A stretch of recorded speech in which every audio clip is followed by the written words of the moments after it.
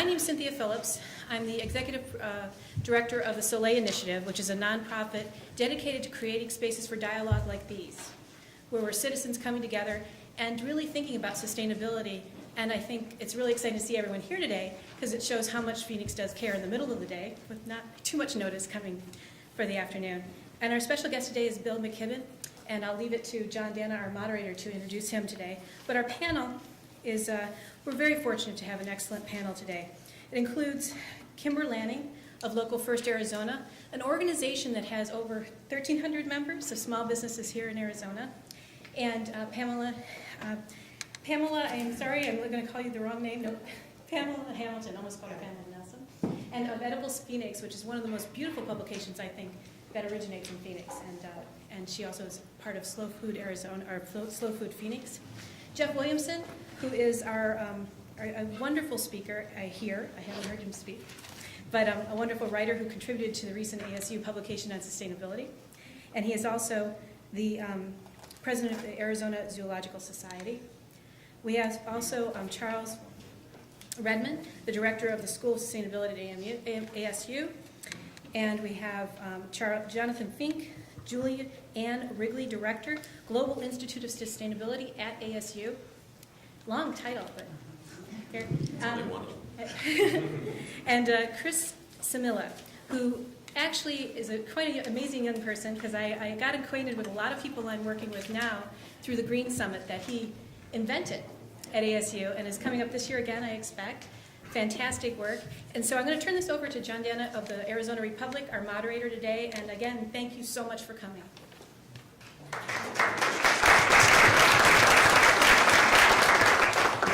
Thank you, Cynthia. And before I introduce Bill, just a word about the program.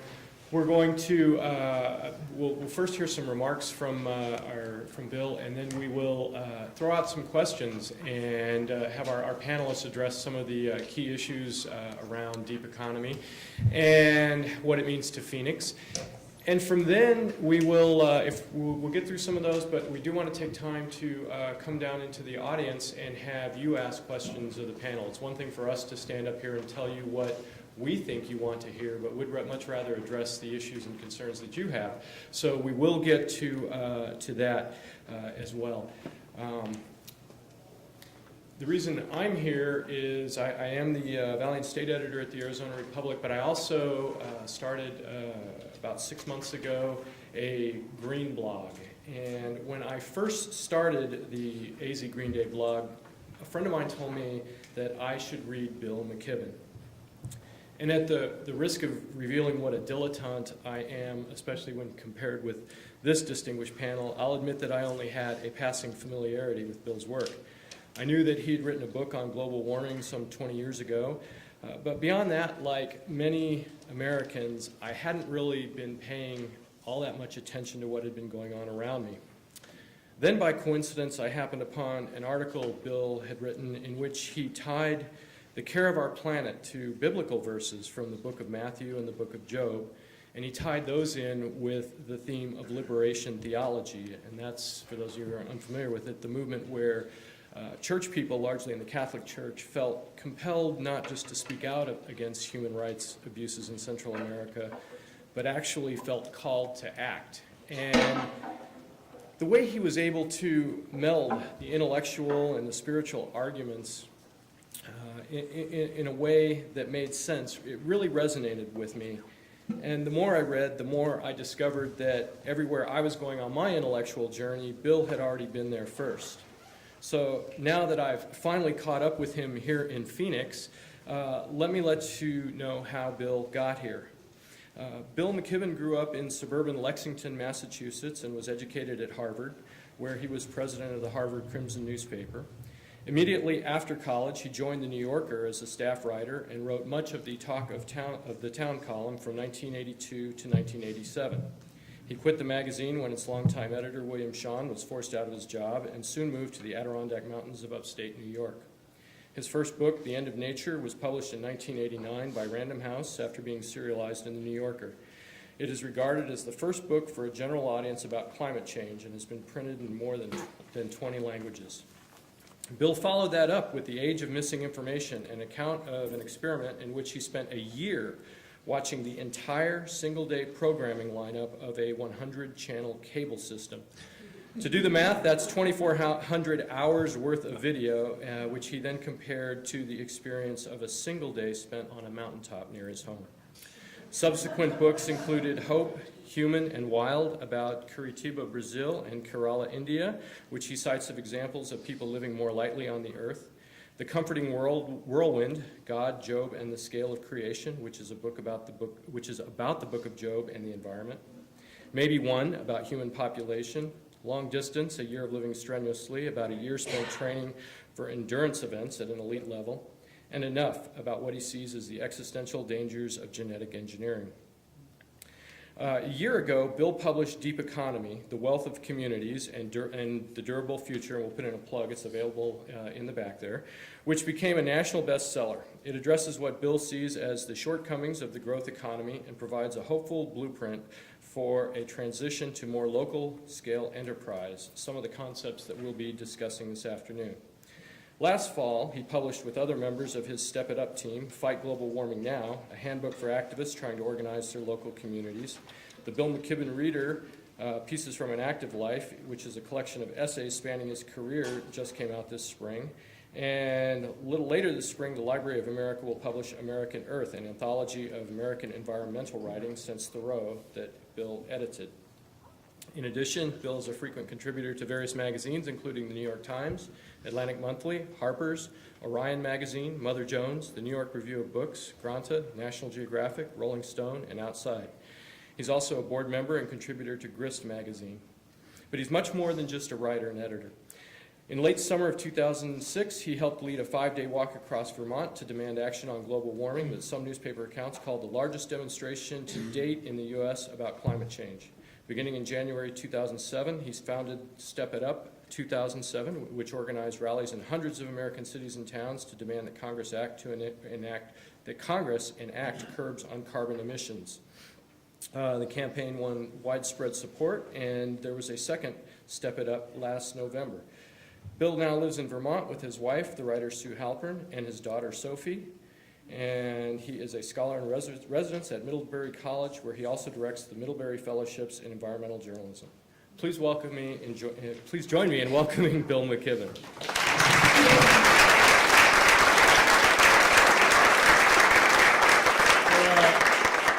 Thank you for that very fine introduction.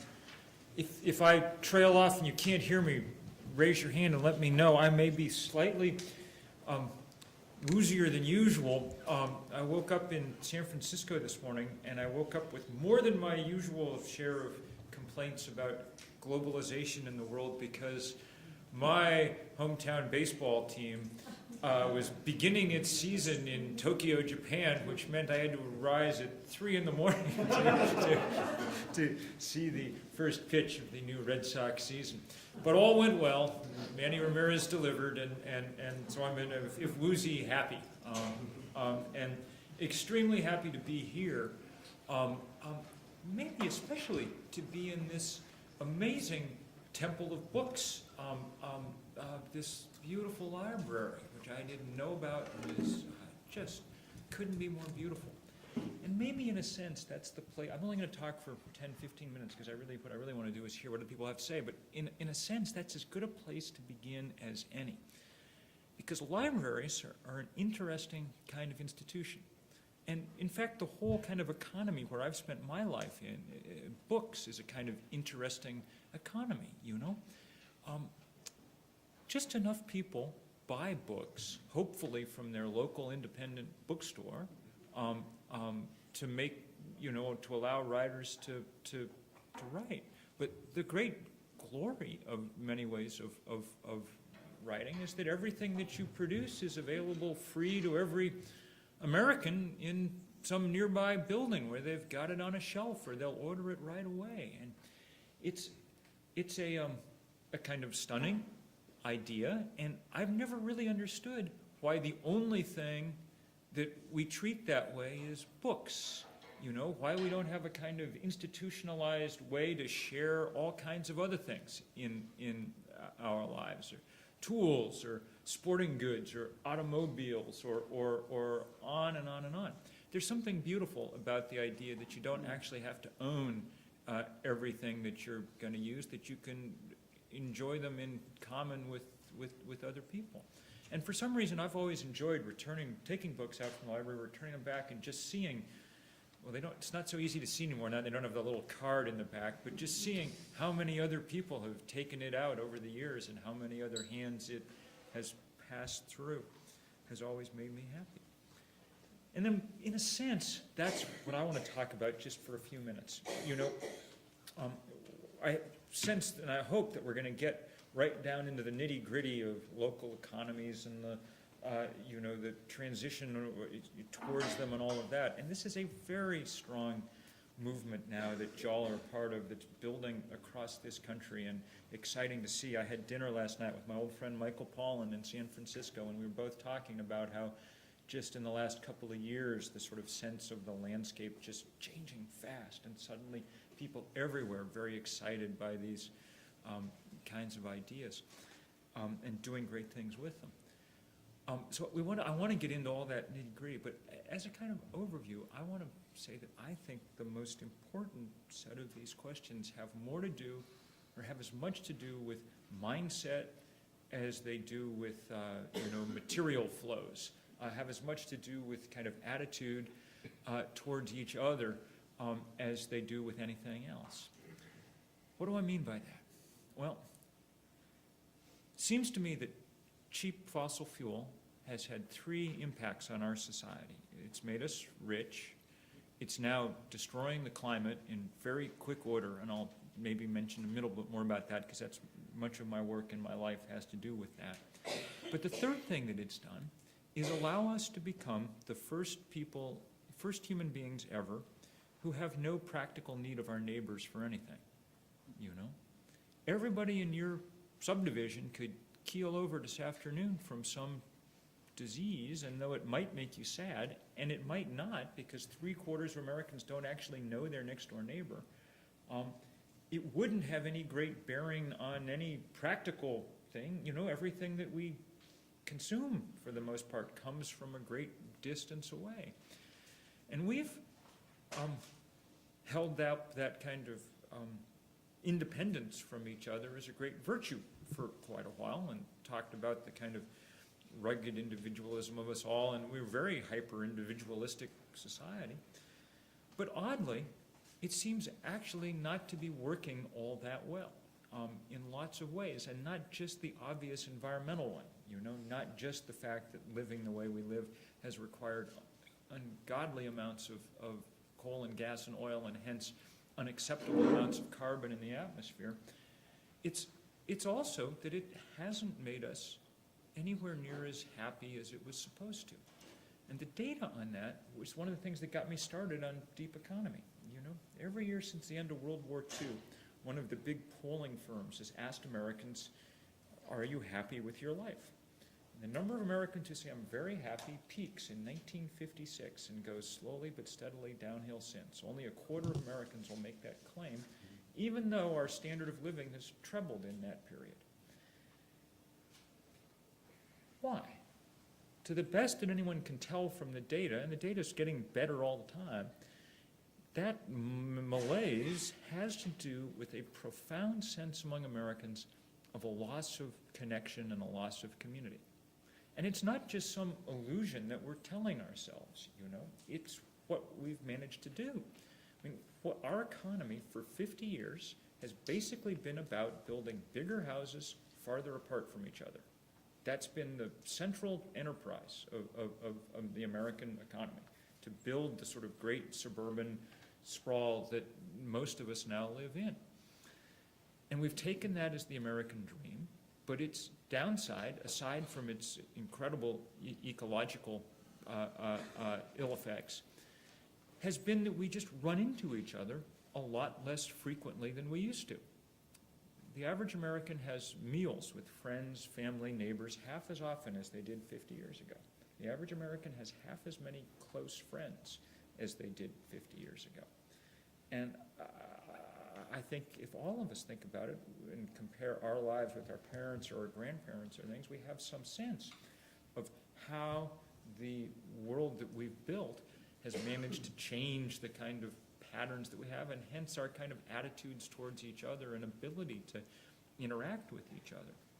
And once you start down that path, it gets harder and harder to break out of it, and harder to start doing the kind of things that we need to do, the sort of local economies and things, because we're not used to interacting with you. There was a story in the New York Times a year ago, at the height of this current ruinous real estate boom, when it was still going strong. It was in the real estate section, and the reporter asked an interesting question. He said, what's actually in all those houses the size of junior high schools that keep, appearing on the landscape? And the answer turned out to be not just in the biggest, houses, but in all the many of the kind of starter castles that were appearing, around America, was that they came with dual master bedrooms. The husband snores, the wife pulls off the blankets. The American answer is, let's add 900 square feet. You got to heat and cool and light all that, so it's not much help there, but it's even sort of sadder just for its picture of our life at this point, that the richest people in the richest sort of have reached the point where they're hunkered down in their own caves, staring out across the hallway at their mate, that sort of picture of how difficult it's become to carry on a sort of working community life. Which is why I think it's very good news that we're starting to see this upwelling of all these kind of interesting efforts represented by things like Local First, local movements that are really blossoming. Farmers markets, fastest growing part of the American food economy now.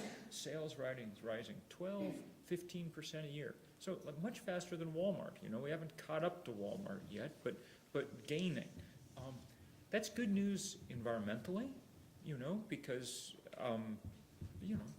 our current method of acquiring calories, though it seems completely normal to us, is in fact, highly odd if you really stop and look at it at all. The average bite of food we eat has traveled 1,500 miles to reach us, which means A, that it's basically marinated in crude oil, and B, it means that it doesn't taste all that good. I traveled 1,500 miles the last day or two. I know how I feel. That's how the tomato feels. So it's good news ecologically that we got these farmers markets going, but it's really good news socially, in what it means for our community. A couple of years ago, a pair of sociologists followed shoppers, first around a supermarket and then around the farmers market. Now, everybody here has been to the supermarket. You know how the drill goes. You walk in, you fall into a light fluorescent trance, you visit the Stations of the Cross around the perimeter of the supermarket. Somehow you emerge with the same basket of stuff you had the week before. That's about it, When they followed shoppers around the farmers market, they had 10 times more conversations per visit. Okay, it was a whole different way of being in the world. And of course, it shouldn't come as a great surprise to us that we like it. We think of the farmer's market as something trendy, hip, unique thing that we came up with. Farmer's market's just how everybody shopped for food until 75 years ago, and how 80% of the world still does, It's sort of what we evolved to do, I think. So that, I guess the point I'm trying to make is that as we try to figure out how we're going to deal with a world that's, I think, demanding that we change, and every $10 climb in the price of a barrel of oil is one more ratchet on that demand that we change, and every new degree of global warming is another ratchet in that demand that we change. While we're trying to figure that out, part of the problem that we have to figure out is how we change as individuals in our sort of set of desires and habits and appetites and all of that to work with each other. And it's not like when we think about these things, that we have to think in completely sort of radical and odd, difficult terms, you know? Are there people in this room who've been to Western Europe in recent years, to France or Germany or Italy or something? There's a few of you, okay? You'll testify to the other people here that you can live a reasonable life in those places, you know, a sort of dignified and happy existence. Well, you know, the average Western European uses half as much energy as the average American, okay? Half's a big number. It's a way bigger number than we're going to get from all the kind of fancy technological fixes that we talk about for global warming and things. And it's almost entirely, because they've chosen a little differently on this spectrum that runs from hyper-individualism on the one end to community on the other, you know. They've downplayed private consumption. You know, they pay more in taxes so that they have a lot of public goods like education or healthcare or whatever. And as a result, they only have about between half and 2/3 as much private money for private consumption as Americans do. Okay, so they have somewhat less stuff than we do. But oddly, their sort of rankings of their own satisfaction with their life have stayed much higher than ours and haven't declined at all over the last 50 years. And I think it's because they've figured out how to do many more things as a community to satisfy that set of needs for human beings too, not just the need for more stuff and more comfort and whatever. You know, they built good cities that drew people in instead of spinning them out to the suburbs. They built good mass transit, and then once they built it, they actually took it, you know. They show up and they, without even thinking about it now, just adjust their schedules 5 minutes out of their kind of optimum day in order to travel with the other people in their community. And as a result, they have strong communities that enrich them in those ways too. So the reason, I guess I'll close by saying, or almost close by saying, that the reason that I like this movement towards local economies has as much to do with its effect on how we view ourselves as on anything else. None of this gets away from the fact that we have enormous amounts of work to do on a global level too. And I can't not sit down without saying 2 or 3 words about the sort of largest global problem that we face, climate change, which I think ties in some ways directly into all of this. We organized a couple of thousand demonstrations around the country last year to demand federal action on climate change, including some here in Arizona. And I imagine there are people in this room who helped, and I'm grateful for that. We're now in the business of trying to do the same thing on a global scale. We've just launched this initiative called 350.org, 350 being the arcane number in parts per million carbon dioxide that the scientists tell us now is the absolute upper bound for safety without passing just irrevocable limits that will cause enormous damage. The way that this connects down to this, I think, to this work about localizing economies and things is as follows. All the work that we do now on things like farmers markets or local solar panel, smart energy choices or things like that, all has to work against the force of economic gravity, okay? Since we don't charge anything for the unbelievable damage that carbon is doing, okay, since that's a free good, then every good thing that someone proposes has to try to compete somehow with things that are powered by 2 cents a kilowatt hour coal-fired electricity. And the battle is always uphill. It's always in the face of that artificial cheapness that goes with environmentally destructive technology. What we need to do at the federal level and at the global level is build the price of that damage into the carbon so that the markets will work to trickle that effect right back down. And when we do that successfully, one of the ways we'll know that it's happening is because the economic force of gravity will then be helping this kind of work instead of holding it back. It'll become not only noble and smart and community-minded and better tasting to go to the local farmer's market, it'll become entirely rational, as it would be in any system that didn't ignore the incredible price of pouring all that CO2 up into the earth and destabilizing the planet's climate. So I think that the global and the local are deeply intertwined in this way.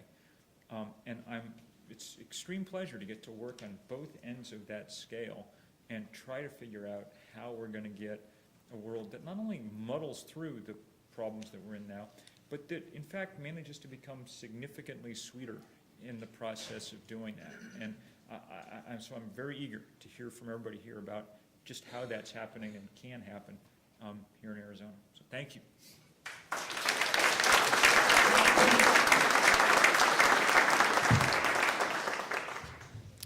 Thank you, Bill.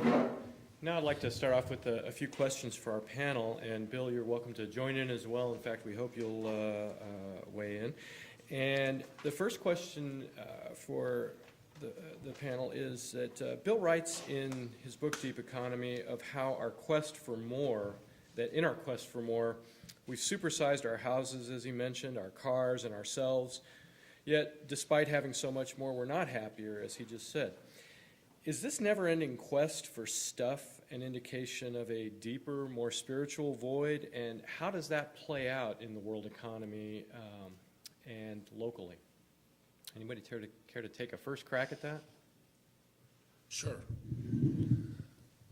From my perspective, it has a lot to do with systems of growth that evolved in the 19th and 20th century that created a whole suite of subsidies so that the process of consumption didn't have real cost associated with it. Topped on top of that are marketing ideas and plans and schemes that convince you that you are what you possess. Whether you're a child or an adult, we've evolved in a culture that with all kinds of hidden cost, and we only define ourselves through what we have and own, and all of that is predicated on an economy and a lifestyle that celebrates growth even when growth creates risk. So from my perspective, until we start building esteem around contribution to community, until we start celebrating being a part of community and community stewardship and create reward systems that value constraint, we're going to have more of the same. Kimber? Sure. We're going to have to share mics here. I do a lot of work with young people through my two businesses, and what I see is mass media just continually pummeling the youth in America with "you're not pretty enough, you don't have enough stuff." And so one of the things that I've worked to educate a lot of young people with is tying together pop culture with the development, with mass media, pop culture, and the development of youth. And when you think about over the last 50 years, we've gone from pop stars that look like Joan Baez and Bob Dylan, and all the way through Van Morrison, and all the way through Brian Wilson. All of those people today would have the door slammed in their face because their abs weren't up to par. And so one of the things I think we really need to look at is the shift of going from ordinary looking people with extraordinary things to say to extraordinary looking people who have nothing to say, and worshiping that. And so a lot of the work that I'm doing is just simply, expectation is the mother of disappointment. If you want to talk about why Americans aren't happy, it's because they expected that their jobs were going to be easy, they were going to have perfectly white teeth, and they were going to coast through, just based on the fact that they're Americans. And so what we really, I think, need to do is refocus what it is that's important. It sounds obvious, but I work with kids all day who are completely upside down on what is really important.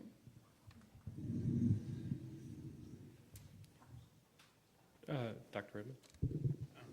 Chuck would be fine, John. I'm going to take a little twist on what Bill and Jeff just said about not consuming a lot.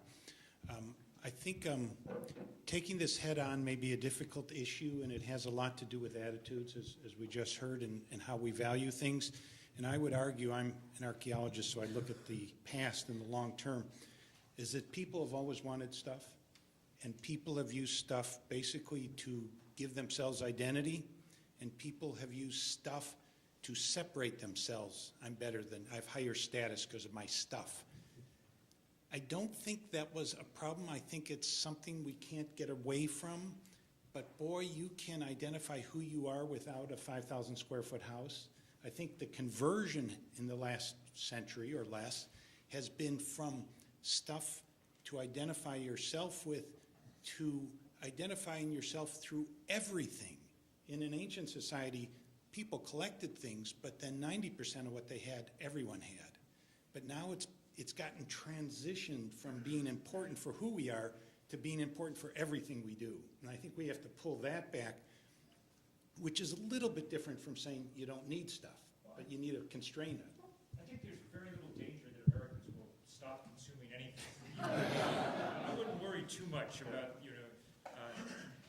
that. In some ways, I mean, it's just a pure threshold problem, Economists around the world have figured out that up to about $10,000 per person per capita income, so $40,000 for a family of 4 in this country, there's a pretty strong correlation between more income and a higher satisfaction with life. Because basically you're covering your basic needs, and no one wants to feel deeply insecure, and everybody needs a certain amount of positional goods and things.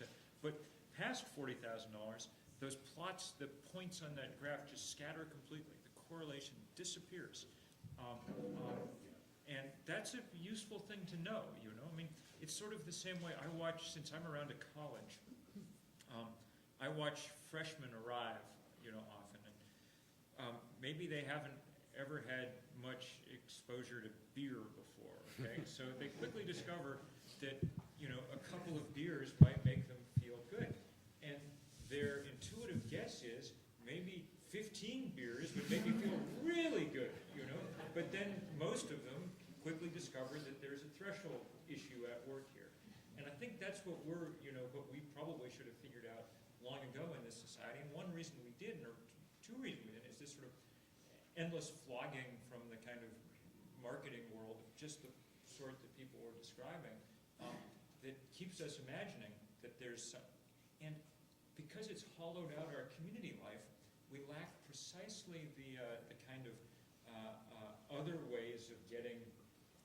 One way to say it is, we're desperately trying to meet non-material ends, status, respect, affection,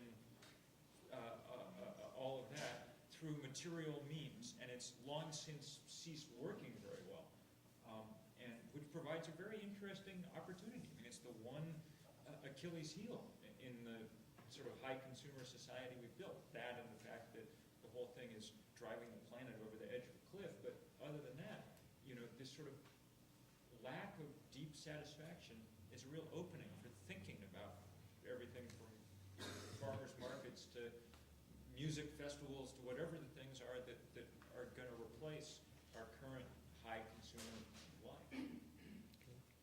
Pam? Yeah, I think one of the things, in terms of that disconnect of members of our community is, how, going back to what you said in terms of you're accumulating things and status. Well, if you don't really know somebody, the only way you think you know about them is what they're wearing or what they're driving or where they're living.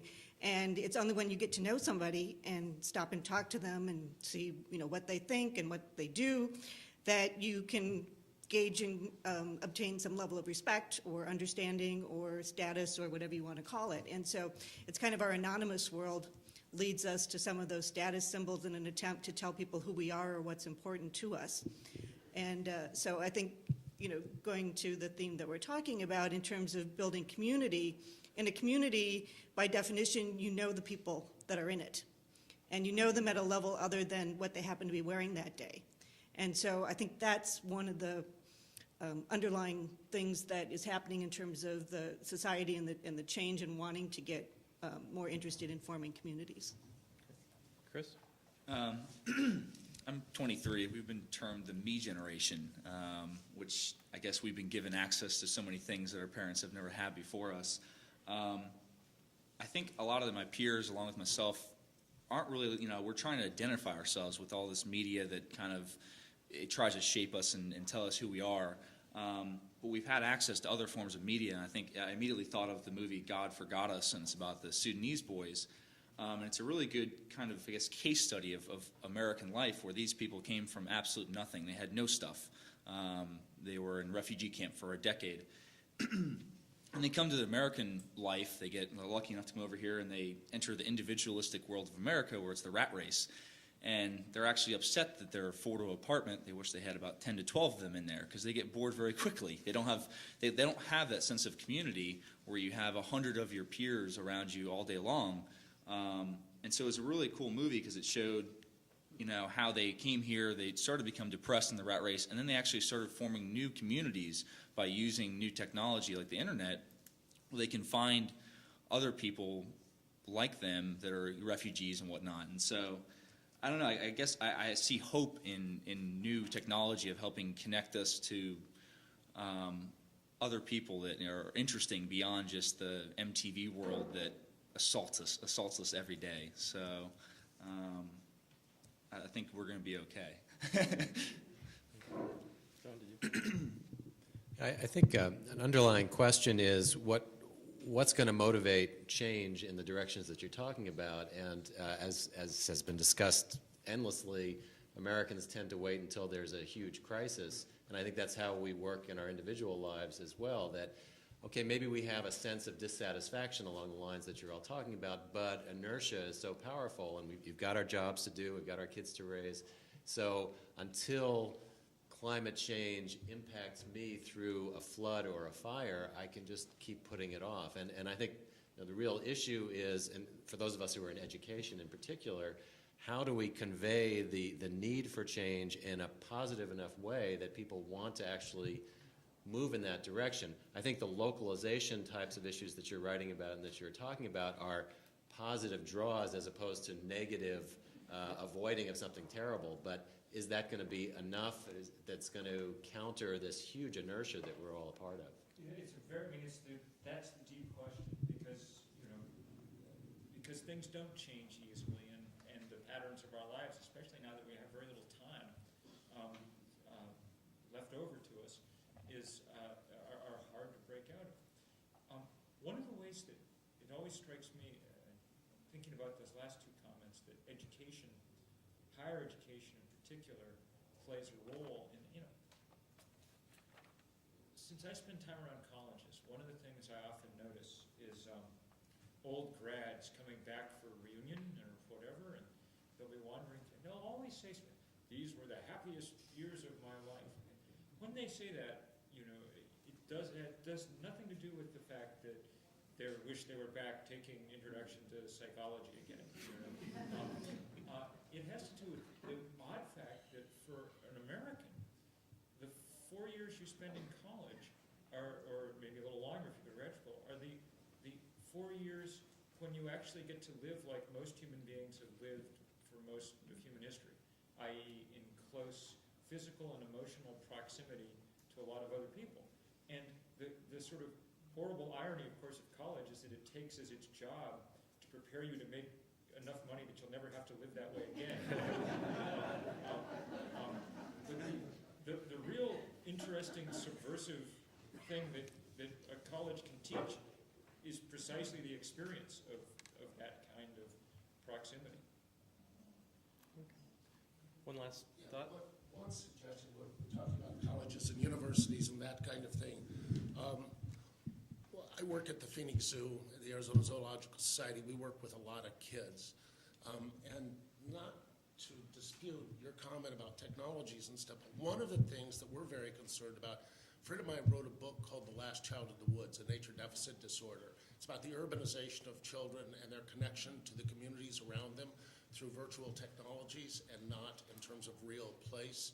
And one of the things that we've been putting a lot of energy into, and it's way before college, is working with 3, 4, 5, 6, 7, 8-year-olds, giving them the responsibility to care for something other than self.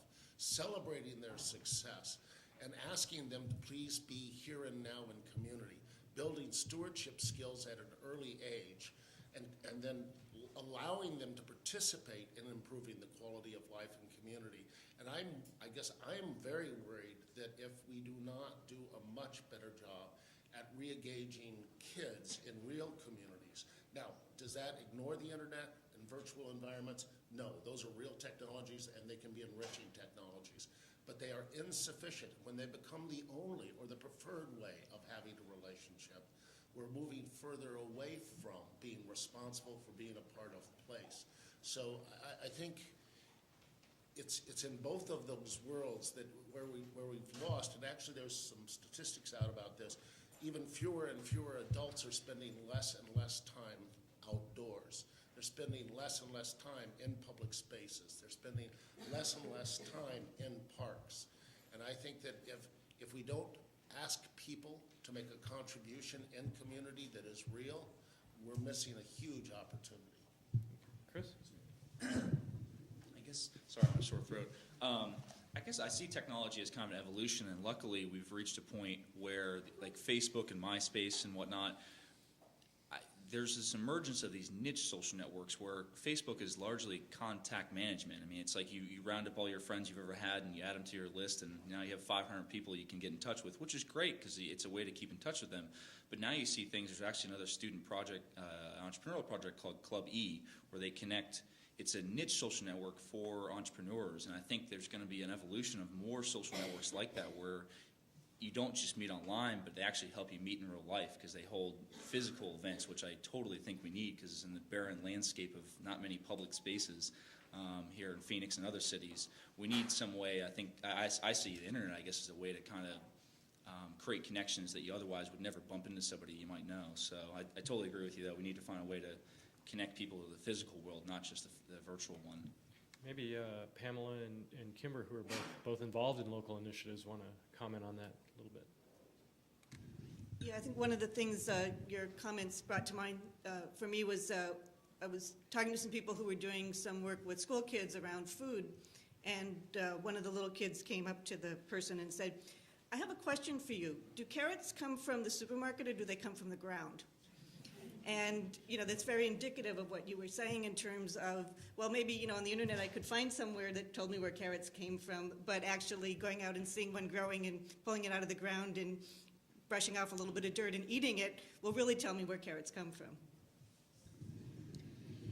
For me, I would second Chris that the next wave, it seems to me, is that the internet is prompting people to actually band together in groups and get out. I mean, I've participated in a couple of the Club E events, and it's pretty amazing to see a lot of the college kids come out to those types of events. But for me, I still see a lot of work to be done with the damage that in social skills, the damage done to social skills by too much internet time, too much TV time for youth. And I think that's a dangerous trend that we're on, where, I mean, just in my store the other day, I had a kid who basically took $5 from one of my regular customers and left, and when he came back, I was meaner to him than I've ever been to anyone probably in the last 6 years of my life, yelling at this kid.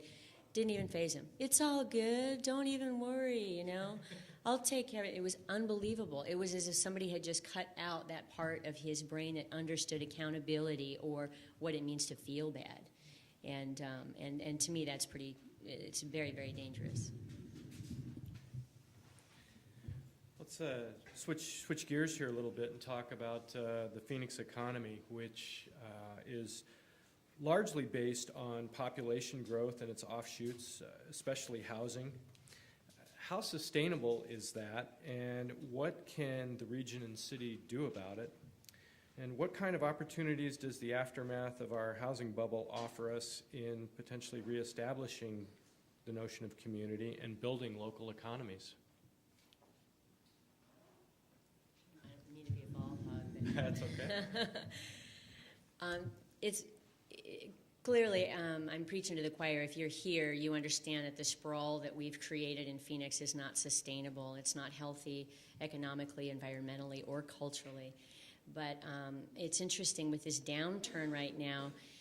And again, I don't mean to offend individual people, but the home builders, for the first time in my lifetime, are on their knees. And if we don't collectively figure out a way to kick sand in their eyes, we're going to be in trouble. And we're going to be to blame, because they're going to get back up and they're going to continue. And we lack the political will here to disincentivize sprawl and to incentivize infill and density that we so drastically need. I mean, I spend a lot of time doing research to find out what other cities have done. We are not trying to reinvent the wheel by encouraging density, but we have leadership that actually, I've been told, everyone knows when you have increased density, you have increased crime. Someone in our political leadership actually said that to me, and it made me, my response was, have you ever heard of Europe? We need to change the mindset of the leadership here, and there are great ways that we can incentivize the sort of density that we need. And we also, when you look at a town like Surprise, I don't mean to offend anyone that lives in Surprise. They don't have the jobs. We don't have the mass transportation to offer them, and they're not going to be able to afford to get the gas to get to work in 5 years. It is not a sustainable model, and I think the latest statistic was 1 in 17 homes in Surprise are in foreclosure right now, and that's just the beginning. So what are we going to collectively do as a city to absolutely demand that our leaders stop the sprawl and figure out ways to create a healthier city? I think that's especially important in terms of something that's near and dear to my heart, which is farmland. And to date, whenever another farm disappears and housing miraculously takes over, there's a feeling that it's inevitable. Well, that's just the way it is. That's the price of progress. That's what happens. And we don't have to put up with that. We can say no. We can encourage our farmers by actually patronizing them, by putting in place programs that help to save that land and keep it available in a farming mode, rather than just saying, hey, it's inevitable, another farm goes away, more houses come. And this may be a good opportunity for us. Kimber, I won't want to steal all of your infill thunder, but maybe we could put some of that land to good use for farming and gardens in the interim basis while we're waiting to get it infilled. Absolutely. Anybody else want to weigh in? Sure. I think we have to be careful what we wish for here. It's to transition from the current hyper-growth model that Phoenix epitomizes to something else.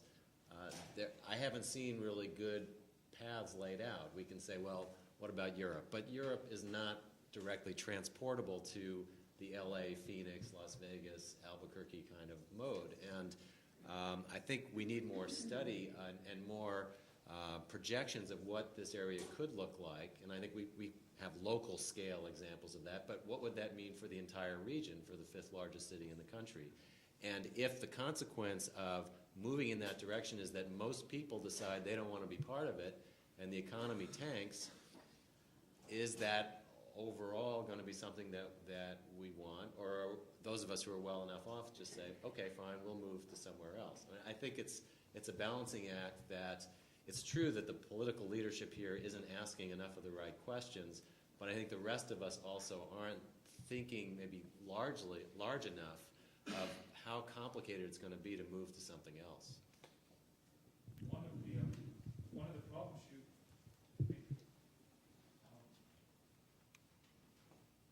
how to say this diplomatically? Don't worry about it. There may be coming a point, as you know, when this sort of choice and transition is not going to be achieved sort of voluntarily, but by absolute necessity. I got to tell you, one of the cities that people in the rest of the United States sometimes wonder about how it's going to, when you start putting out the trend lines about everything from water to climate change to the price of oil and whatever else, this part of the world, this part of the country doesn't look immediately easily sustainable, and certainly at its kind of current growth rates. And so it's a real opportunity to kind of try to grab onto some of that. One of the reasons that we haven't, I think, is that this debate always breaks down some kind of odd ideological thing, right? And people say, well, I'm a conservative, I don't believe in, you know, that. What's nice about kind of local autonomy stuff that we're starting to talk about is it escapes, I think, a lot of that liberal-conservative dichotomy. Is a farmer's market liberal or conservative? I mean, it's, you know, in certain ways, it's kind of borrows from both traditions. It has a lot to do with sort of old conservative ideas about neighborliness and self-reliance and that kind of thing. It's also repugnant in certain ways to the ideas about, you know, hyper-efficiency and looking for the cheapest by letting markets, you know, grind as much. That's good. It's good to have things that don't fall neatly into those categories because they start breaking down some of that ideological polarization that makes it so difficult to me.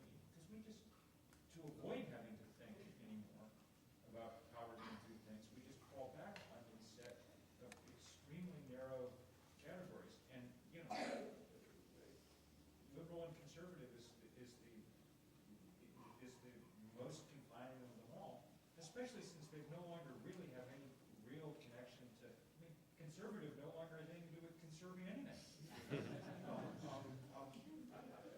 mean, I'm the biggest conservative I know because I don't want to like double the amount of carbon dioxide in the air and sort of see what happens. You know? That's an incredibly radical plan, you know, that only a militant would, you know, would ever embrace. But you get my point that one of the ways forward as a community around this is to try to envision it, and I think people are, in ways that go beyond ideological polarity. And that's a benefit that this kind of localization may offer. Let me add to that. I think what has evolved is that most public policy is now formed to maximize short-term economic gain at risk to the good of the commons, or at least without debating whether or not we are adding value that can be sustained over time, over multiple generations. I think what we need to do is demand that those that are making public policy in tandem with us have a conversation about quality of life and design from outcomes in, as opposed to engineering short-term economic gain. I think if we did that, we would have different lifestyles, we would have different educational systems, we would have different transportation systems, but nobody has declared what is in the good of the commons over multiple generations, and are the projects and programs that we're implementing making a contribution or limiting opportunity. At some point in time, all of this is going to have to get cashed in, and somebody's going to be responsible for the outcome. And right now, my sense is that we today are not taking responsibility for the choices that we're making at risk to the future. Kimber, you just had an experience with the public policy realm, and maybe you can tell the audience a little bit about it and describe what the experience Sure. was with your bill. Well, I also just wanted to comment. Additionally, I would agree that the transition is going to be a painful one. Much agreed. But I do think that we're losing, in the short term, economically it'll be painful, but in the bigger picture, the world's best and brightest are not going to want to live in such an unhealthy community. And so I think that when I'm speaking to the politicians or the economists who you can only talk so much about what I call the touchy-feely stuff before they just tune you out. You really have to figure out ways to talk numbers. And when you talk about this creative class that everybody, and the innovation technologies that everyone is fighting for, we are going to be left sorely behind because cities such as Seattle or Portland or Austin or on and on and on are, they've left us behind in terms of walkability, green living, the types of things that the next generation are really looking for. So for me, it's not a matter of if we can get through this transition, it's a matter of when, because our feet are being held to the fire. So not to downplay the difficulty, it's going to be painful. There's going to be a lot of fallout. Oh. Both of them were telling me to talk to you. We had recently, Local First Arizona introduced a Senate bill based on it. We did an economic study here at the end of last year looking at our state of Arizona's office supply contract, which is roughly a $5 million contract with Office Max. And we hypothetically looked at that versus if that contract were held with WIST Office Supply, which is a third-generation Arizona company. And we proved that we're losing around $500,000 a year, and that doesn't touch on jobs. WIST has 100% full-time employees with benefits. Office Max, we don't know exactly how sure, but it's estimated 75 to 80% part-time employees with no benefits. So one thing I've written down so far is I love your term artificial cheapness. Because we have, again, leaders who will say, well, I just want the cheapest price for my constituents. Well, at what cost is the question, at what cost? Because you may be saving some money, but you're literally pulling it out of the pockets of the next generation. So here is high watermark supposed to be manager of Office Max for the next generation. I think this state is at risk, particularly of becoming a service industry state, and we are going to be shining the shoes of everybody else in the country if we can't figure this out. But regardless, we made it through the Senate, and now we went into the House of Representatives last week, and we completely, it's funny because we stirred up a hornet's nest, but the Arizona Chamber of Commerce decided to oppose us. And if you look a little bit further, you'll notice that Staples and Walmart both sit on their board, and they viewed the legislation actually would weigh local business in the state procurement process, meaning if there's any contract going to the state, if you're an Arizona business, you are automatically weighed heavier than a national business. And upon further investigation, we discovered that we are only one of 3 remaining states that does not have resident bidder provisions. And we got shut down very, very quickly. In a matter of 2 hours yesterday, we suddenly had 16 major organizations opposing us. Most of them have not even read the bill. It's the most powerful state lobbyist, and nobody wants to oppose him, so everybody just went along with the tide. However, what this means to us is that of the top 50 Arizona employers, 30 of them are actual Arizona-based companies, and they are all operating at a disadvantage because they don't have this resident bidder provision. So we are going to spend the next year talking to companies like Shamrock and the like, who are massive employers, and seeing if we can get some friends on board and come back at it next year. So, Anybody care to add anything?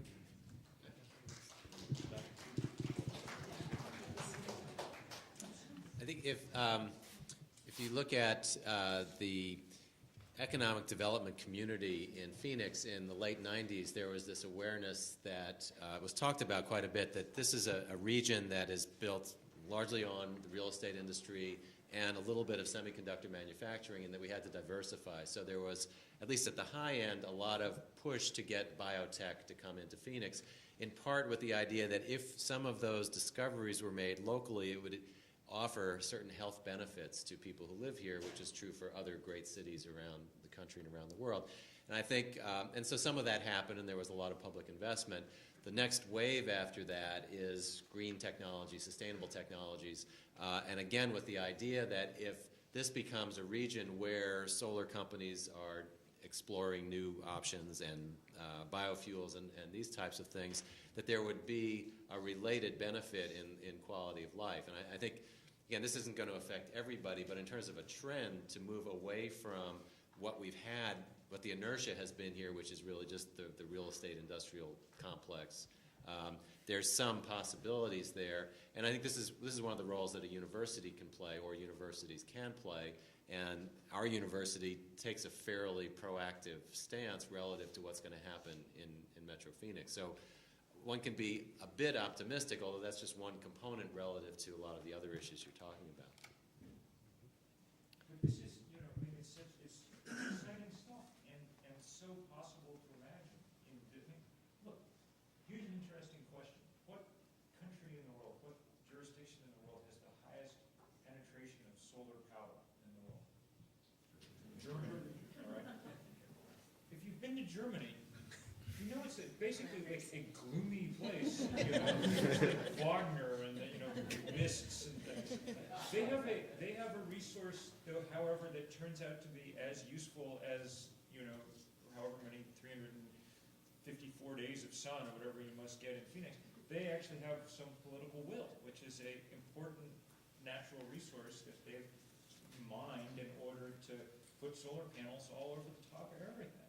And, I mean, one does have the sense of flying into Phoenix and looking down at the rooftops below, as I did today, and sort of wondering what everybody's thinking, you know? I mean, you would think that this would be, that everybody would just be like, yes, well, here's something we have that no one else does, and let's get on it, you know? It'll be fun, interesting.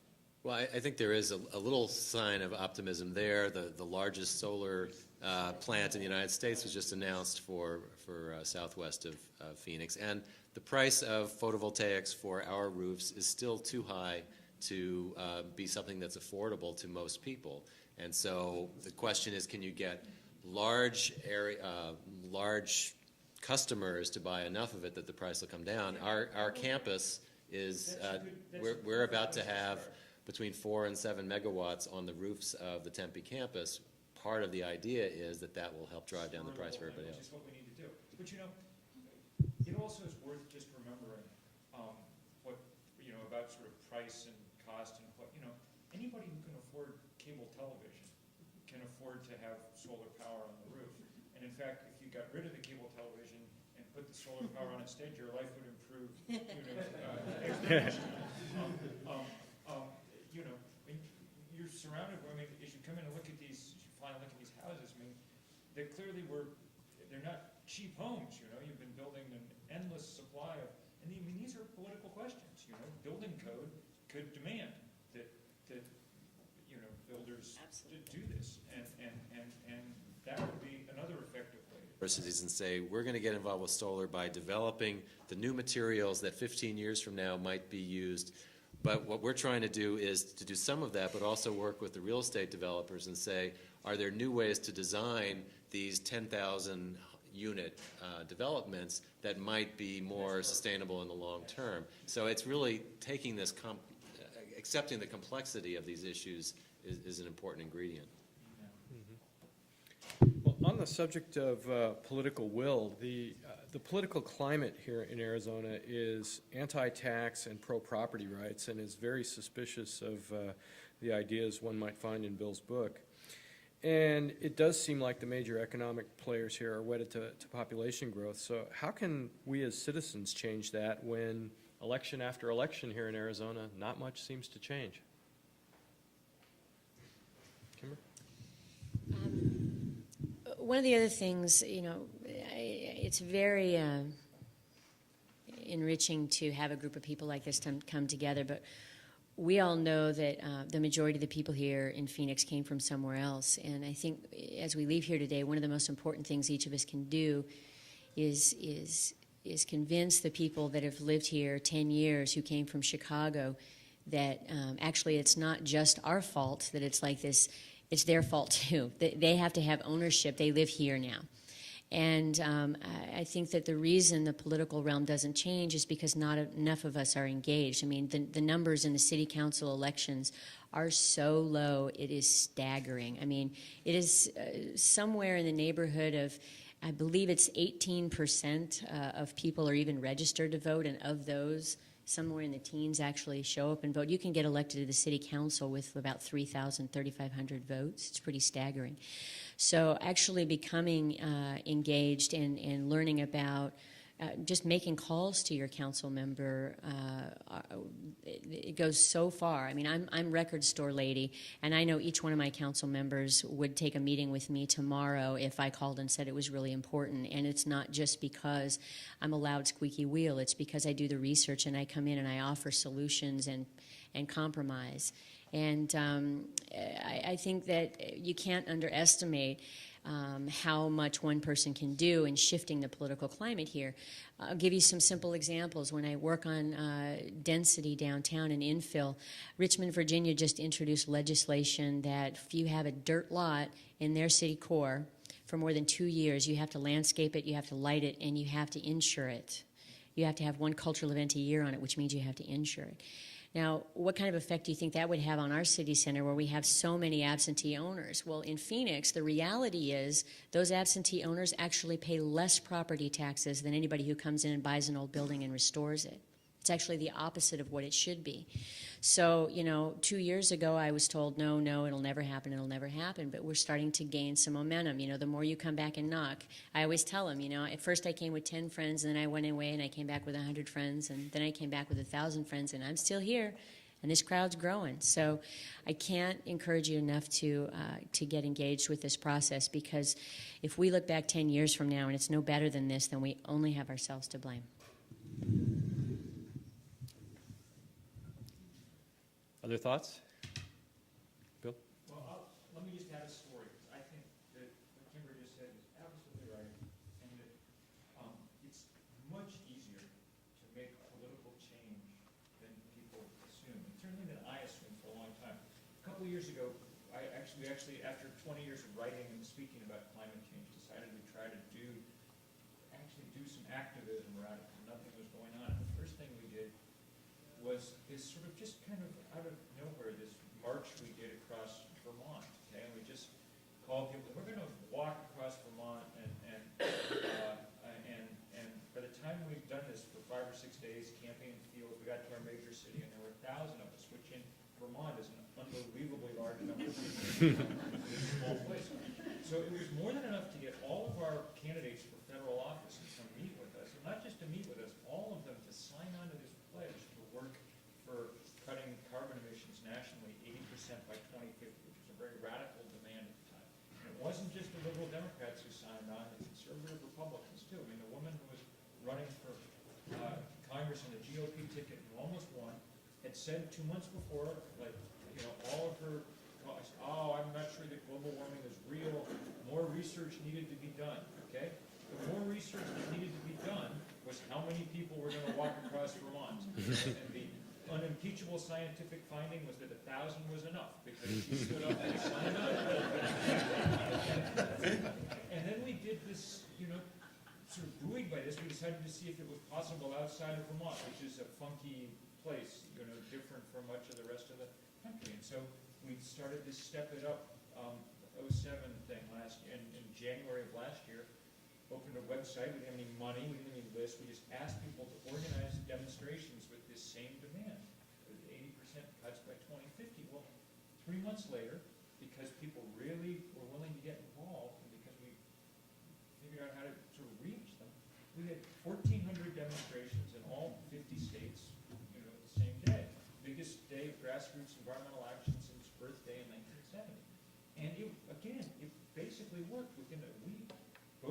All the Democratic presidential candidates had endorsed this 80% by 2050 target, and it was now the sort of one of the major players anyway in the congressional debate over what was going to happen. And this was with no money and no big organization. It was me and 6 college kids, who started this thing. And now in sort of the same cockamamie fashion, we're trying to do the same thing on an international basis. But part of the thing is that, the reason that the real estate developers and stuff always win political fights is because they show up all the time. It's their job. That's how they make their living. And so they're heavily concentrated on it, and you can count on them to be there, And it's amazing how you can shift the dynamic. If you can do some organizing. There's just no shortcut around it. But that, it's, I suppose, wise to be cynical about our political system a little bit, but it's dangerous to be too cynical about it so that you don't go participate in it. That's my sense. And in addition to our voting in our political system, we also vote with our dollars. So to the extent that we go to that farmer's market, or we go to that local restaurant, or we decide, hey, we're going to cook one night a week instead of getting takeout from the local fast food joint, that those are all things that, they seem small, but if each of us did one of those things once a week, it would make a huge impact on the overall environment here in Phoenix. And I think it's also important to not stereotype or assume all interests are in separate silos, but reach across the block, look down the street, find a way of making alliances that have influence that speak to the larger quality of life issue. I've fought environmental issues for over 35 years, including lawsuits and all kinds of things. We didn't start to make any substantive progress until we started connecting individual species conservation with quality of life, with social justice, with strengthening community, et cetera, et cetera. So don't stereotype, don't narrow, broadcast. Find a broader alliance and you'll have more influence. I think that's why I like food. Most people like to eat, so that's a good common ground.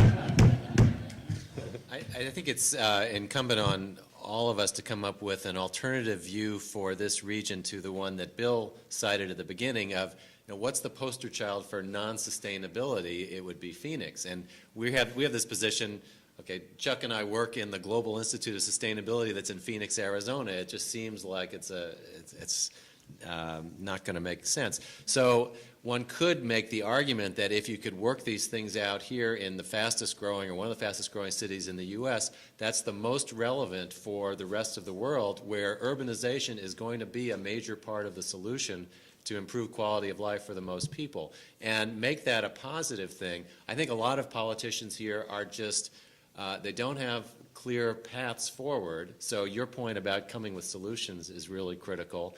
And they're kind of afraid. We look to the West, we see California, this monolith over there that's doing everything, even though when you really look at it, maybe not so much. And it's too much competition. It's like, we can't do that, so we'll just keep doing what we've been doing. But I think there are a lot of opportunities here to deal with solar, to deal with water conservation, to deal with the urban heat island, to deal with migration of large numbers of people and the diversification of the economy. We really could be a role model, but somebody in leadership has to get that idea across to enough people that they shift their view from, oh, don't talk to me about how bad Phoenix is, I don't want to hear it, it hurts, to, oh, we could be a leader. And I guess I'll say it because you probably can't say it. These guys are working increasingly across disciplines, looking at the coupled natural systems, human systems, and natural systems, and are seeking non-traditional ways to come up with sustainable solutions that build value. The universities are engaged in that. And there are an increasing number of potential allies. One of the best things that's happened in the last couple of years is the emergence of faith communities as important potential partners in this work, including evangelical congregations all over this country. We've found real strength organizing in places that are very open to a lot of these arguments, especially about the quality of life and the connections to social justice and all of that. I mean, it's very possible to enlarge this discussion in all kinds of ways. Okay. Chuck? Yeah, I just follow on both Bill and John and Kimber's statements, just that this is a much broader discussion. And I think the battleship and the lead may be climate change that's forcing us to face it, but it is a society-wide issue, and social values impact it, and talking about cities of the future and maybe Phoenix becoming a model, I think, is a very exciting platform that many of us should be taking to our leaders, so that it's not a poster child of what went wrong, but an icon of what could go right. And I think one of the challenges, and I'm a great lover of Portland and was there 2 weeks ago, but it's the most homogeneous ethnic major city in America. It has a variety of other issues going on. We're quickly becoming the opposite end of that. We are ethnically transforming. The reason that we have growth, and I don't like the word growth being the problem when we're talking about opportunities for people looking for jobs and the ability to, have better life. And if we can find a way to allow a system to accept people in a meaningful way and transform it through new transportation, densification, new cultural mechanisms, I think it's powerful. I think this whole movement has to be sure that it doesn't become too upper class, and it ensures that the changes we make are changes that permeate a much broader society. And I think Phoenix is positioned to be a leader that way, if it has the will.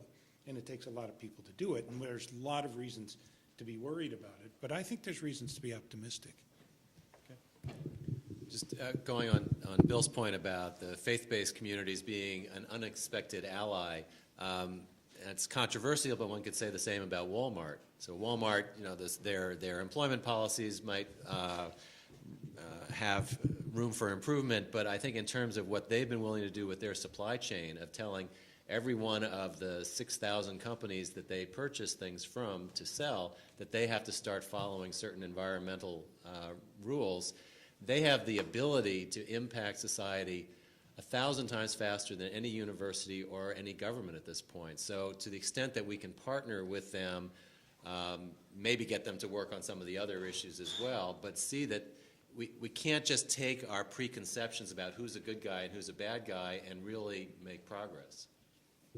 We keep talking about the supply chain. For those of you that get a chance, go on the web, look under Free Range Studios and look for the story of stuff. It's a really entertaining conversation about the production system. Okay, I'll do one more question for the panel and then bring a mic down in the audience so you can have an opportunity to get your questions answered. But we've seen all the statistics that show decline in real wages over the last 25 years, along with a widening gap in this country between rich and poor. For the members of the panel, what's your response to a beleaguered member of the middle class who says, you know, I've worked really hard to get where I am, and now you want me to sacrifice for the greater good? I think the short answer is you're doing it for your kids and your grandkids. And the question is, do you love your kids? Well, and I think too, I mean, part of the point of Bill's book is that some of this stuff is actually fun and pleasurable. You know, that instead of maybe buying, you know, a really big widescreen TV, I'll buy one that's a little bit smaller, and maybe I'll spend a little bit more money on my food at the farmer's market instead, and I'll have a really good time while I'm there, and I'll get to talk to some people, and I'll get to eat some good food and feel good about supporting my community. I mean, beleaguered member of the middle class, you might also be described at this point as a kind of ripped off member of the middle class, you know, that every single bit of the economic growth we've experienced in the last 10 or 15 years has somehow managed to magically accrue in the pockets of the 3 or 4% of people at the very top of the society. And it's precisely those are the, you know, the rest of us are the ones who should be asking much deeper questions than we're asking about whether this system's actually producing anything of the sort that we want. And the contrast with other places is telling, you know. Productivity in Western Europe is as high as it is in this country, okay? People don't have as much spending money, in part because they pay more taxes, and also because they've taken that productivity has been more widely shared, and it's largely been taken in the form of time instead of stuff. You know, so people have, on average, 7 or 8 weeks more life a year, free time, non-work time a year than they do here. I mean, much of what we've been allowed ourselves to be sold in recent times, I think, is a bill of goods. And it's not, you know, every way we can measure it, it's not making us happy. It's obviously not durable if we look around us, you know. Our kids have little to show for it going forward, you know. It's hard to make the argument that we've positioned the country to be better for our kids than it was for us. So it's probably high time for starting to think much deeper questions than we've thought in the past, would be my guess. I guess I might as well add something. I guess I see myself as one of the green collar workers of the emerging green industry, and a lot of it really is better products, and they are, you know, some of them, you know, you change your purchasing habits, and, you know, it really doesn't cost you much more, but it makes the world around you so much stronger, and you're actually a happier person. I think I had the chance with the School of Global Studies, which is my degree, to go to Thailand, and it's like the people are rather poor in Bangkok, but they are extremely happy because they interact with each other every day, and the way their built environment is, the government allows people to build shops on pretty much every freaking corner in the city. And it's like you can't walk a few feet without bumping into somebody. And then, you know, of course, we're Americans, so they obviously, if they can speak English, they want to talk to us. But, you know, we asked the local Thai students, you know, what they think about Bangkok versus some of them have been in Singapore, where it's an ultra planned society and it's super efficient from a economic perspective. But it's interesting because now Singapore is having a hard time keeping Westerners there because it's boring. It's not like there's just not the excitement that Thailand has. So now you have Singapore opening casinos and keeping their clubs open till 4 a.m. and starting to allow a little more loose development where they have a little less planning. But a little more excitement. And I think, with this inner city development and stuff, I think if we do it right, we can get people to want to move in town, to buy locally, to build their buildings green when they understand the real benefits of it, which is where ASU can come in with education. I think there's a lot of opportunity. We just got to get the message out there. Well said. Any members, questions from members of the audience? Yes, right here. Thank you. As a European, I know you're right. I would also like to say that the Europeans never really had to change the way Americans would be called upon to change. So that ideas that may seem subversive to the American, about like public health care, the longer holidays you mentioned, all of those have just been an extension of the way things are done. Maybe Europeans are happier in part because, as I remember it, we could engage our neighbors in discussion and argue with them and have a thoroughly good time. I've tried arguing with my neighbors on the block. It's not good. I would like to mention symbols, that Europeans also have these huge squares because they're 200 or 300 years old. Phoenix has done some things right. The water reclamation plans, the riparian areas, or the area Gilbert, the southwest area. But at the same time, we're filling in the man-made areas. Build another convention center outside Symphony Hall. Build something where Patriots Park is. And the council is not being encouraged to create friendly spaces. And I think maybe the importance of symbols should occur to you, and I would like to ask one question, and that is, how do you all feel when you are given water in a plastic bottle as opposed to a ceramic cup? Any comments? Eco bottle. Somebody had a question over here? I completely agree with you, Mr. Mckibben, that shutting this Pandora's box of consumer culture is the only key to real lasting happiness or sustainability. But this exponential climate change that you were talking about, hitting 350, this seems to be like a ticking time bomb in my head anyways. And obviously technologies and green things are going to have to be implemented. And I'm a little pissed because I know they exist and they're not here. I hear about them in India and Europe. So my question is, when are they going to be here, and which is the one we should be focusing on? I've been reading about compressed air cars and electric cars and hydrogen cars. Which is the one you like the most? That's a good question.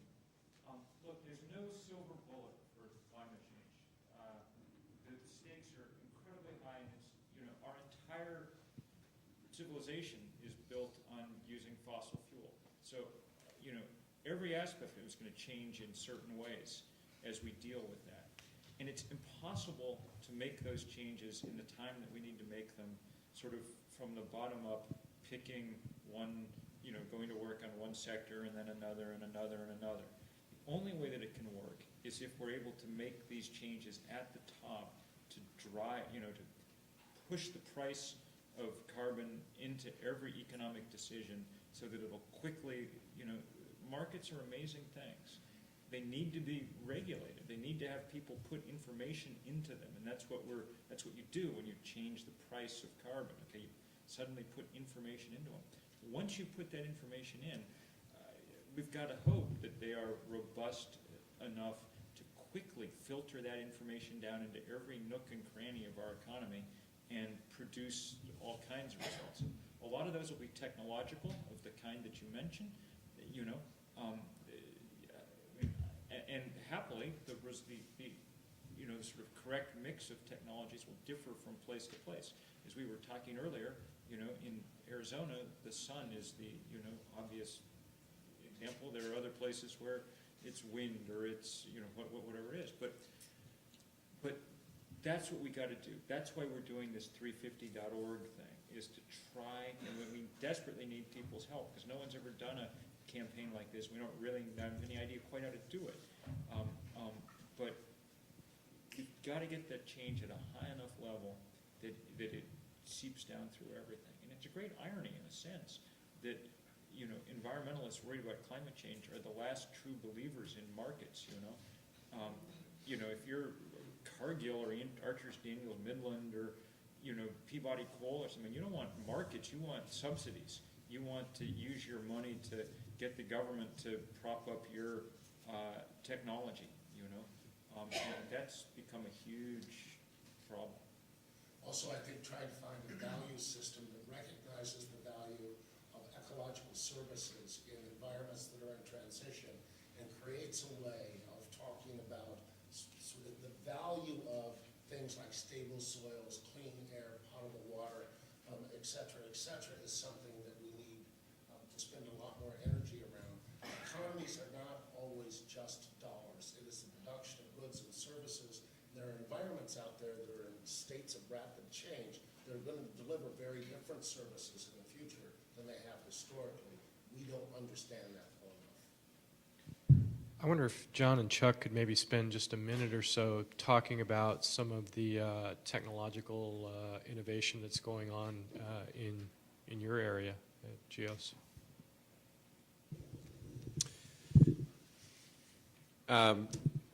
Yeah, I'm still thinking about the last question and how, just thinking personally, I'm not answering your question, but just in terms of whether what we have to hold out for is the massive technological panacea that's going to come along. There was an article in Scientific American in January about huge development of solar energy in the southwestern U.S. that could power the entire country by the year 2050.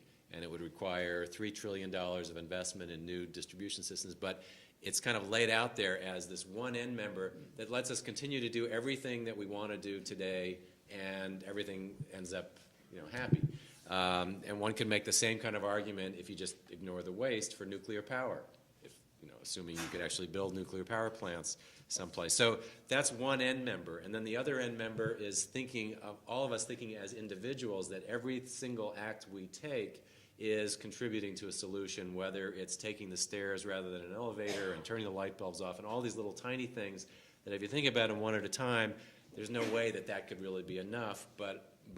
So for us as individuals and us in universities, trying to decide where you put your energy, do you just say what really matters are these large technological engineering kinds of solutions, or is it changing people's behavior, so we should focus on that?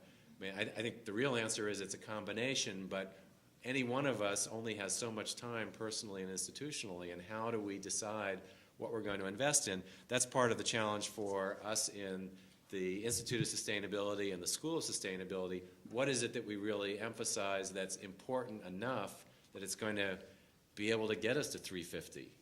You talk about 350, we're going to be, we're well above that right now, and inertia is going to take us to 450 no matter what we do. So anyway, so that's again, it's not a direct answer to your question, but they're really tough issues. Chuck, did you have anything to add? Well, I don't think I have the silver bullet either, and I think part of what I'm hearing today, or at least would like to be hearing, is that this solution is 1,000 different solutions, and it works at all scales, and we can't ignore any scale. And I agree, it won't be strictly from the bottom up that we need leadership, but leadership responds to the bottom-up movement. So I think it requires both. To try to answer your question a little bit, at the small scale, I think we do need to worry about technologies of the future and building a city that's friendly for people to be in and walk in. And I think that involves innovations in not just energy but materials. And I think it involves reconsiderations of configuration so that there can be meaningful open space. Yet in our environment, it has to have certain parameters of shade. I think we have to revisit shade in this city and revisit shade trees. I think we have to think about this panoply of materials, energy, landscape, people's daily activity. land use. I haven't heard anyone use the word land use, but a tremendous amount of the future energy and quality of life will depend on land use decisions that are made in the city today and tomorrow. And I think some good ones are being made. I mean, there are dense, whether you like them or not, high-rises in downtown Phoenix and Tempe. They may go bankrupt, but they're there, and they weren't there 10 years ago, and that offers a set of alternatives that may be very interesting going forward. And so, you know, it's materials, it's energy, it's transportation, it's land use, and then we get down to choice and quality of life. And I think that'll be as important as technology. We'll be talking about new ethics and things like that. And so the field is large for innovation. Thank you. Any other questions from the audience? It's all the way over here.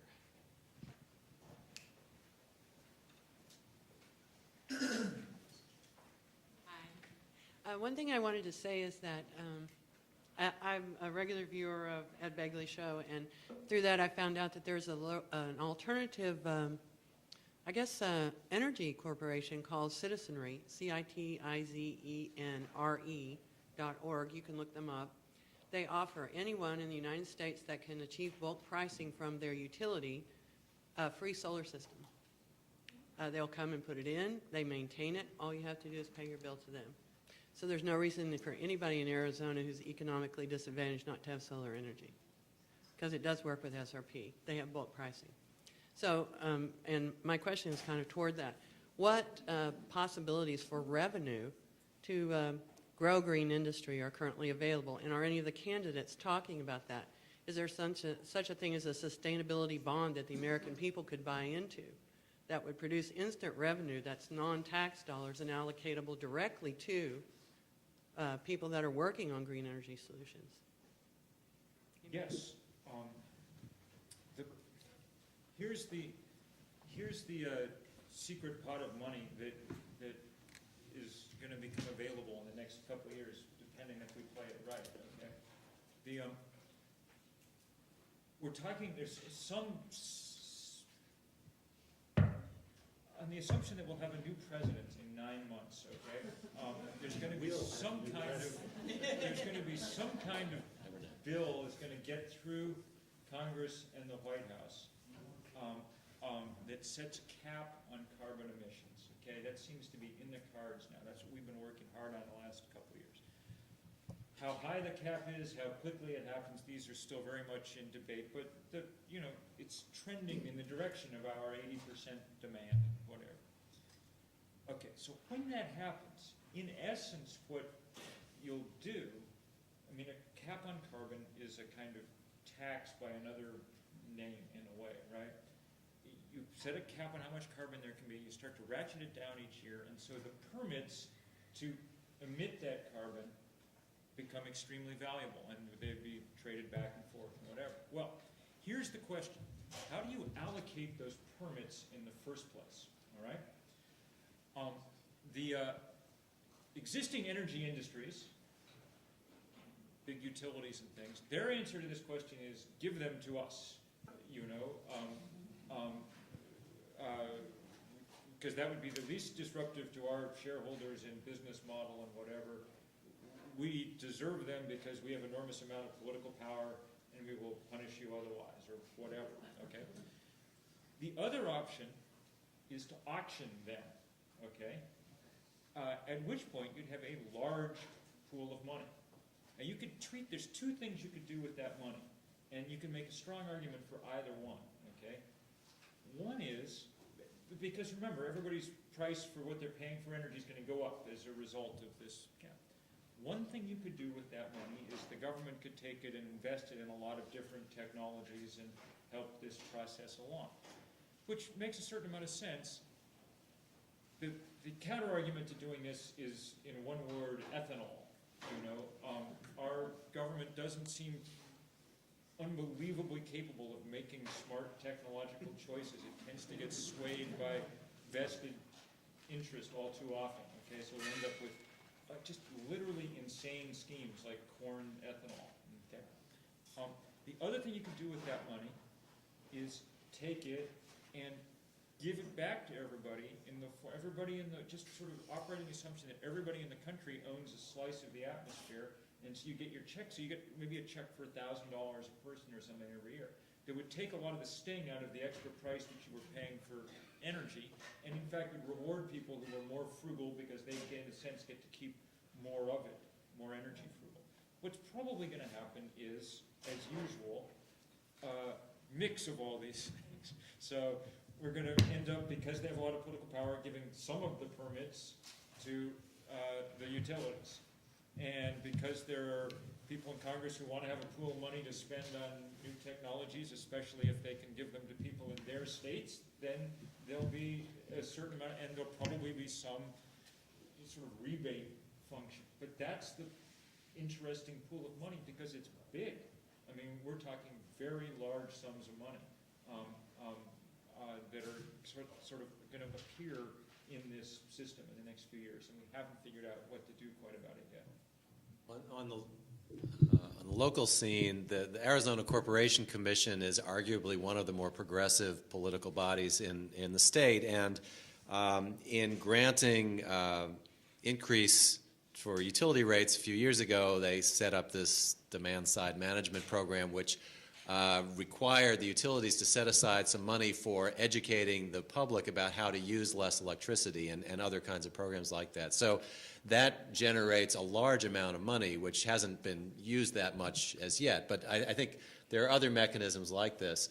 It takes a lot of vigilance, though, because in the solar and wind industries today in the United States are very vulnerable because the federal tax credits are slated to go away in December. If that happens, the industry will shut down immediately. And right now, we're seeing that some of these large solar programs, like what you're describing, like what we're doing at the university, requires stable financing for several years. And that depends on there being this federal tax. So I mean, probably the best political thing everybody here could do relative to these issues is to contact your Congress people, particularly the Democrats, and say, we've got to get this through. And the reason it's gotten hung up is because the money that was going to pay for it was coming from the oil and gas industry, so they were pushing back. But it's one of these hidden things that nobody talks about that could have a really devastating effect on everything that we all assume is the good stuff that should be happening. That includes that large power project in Gila Bend where the Spanish company is partnering with APS. It goes away if that credit goes away. We have a question back here. Hello, my name's Joe. I'm visiting from Portland, Oregon. And one suggestion I wanted to make was in much of my adult life, I've been able to make the choice of living communally, simply with several other adults. And when it's going well, 4 or 5 people are working to facilitate 2 or 3 other people to do social justice work. So that's an ideal we work toward. I'm new to this conversation, but I respond well. Probably everyone knows her. Joanna Macy, this is the time of the great turning. And in that regard, I guess I want to make a couple of comments. Personally, kindness, anytime you can lift up another human being for their value that's themselves and be in relationship is just so important. And then I go, I guess, the other way where I'm calling for a ferociousness for the common good. I think we have ignorance and apathy, but organized greed to contend with. And that's what I haven't heard and I don't hear sometimes in these conversations is who are our foes? Who are the people that and institutions that are gaining through the status quo? Panel. Chris? I guess our foes are changing to a certain extent. I guess one example I can think of, I started the Green Summit last year to showcase green products and services, and it's amazing over the last year to see how many different certifications have come online for different industries to give a baseline of what is good. And one of the ones, the example that comes to mind is the the makeup industry.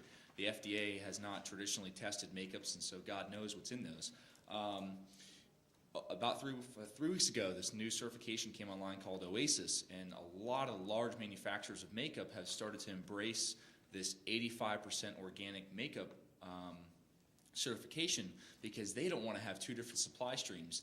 Europe's coming online with all these different things called like REACH and Ross and all these progressive legislations that are a little bit complex, but they at least give us some baseline of what is good for us and the environment. And it's very interesting to see how not only Europe's doing it, but now the developing countries are now embracing these things too.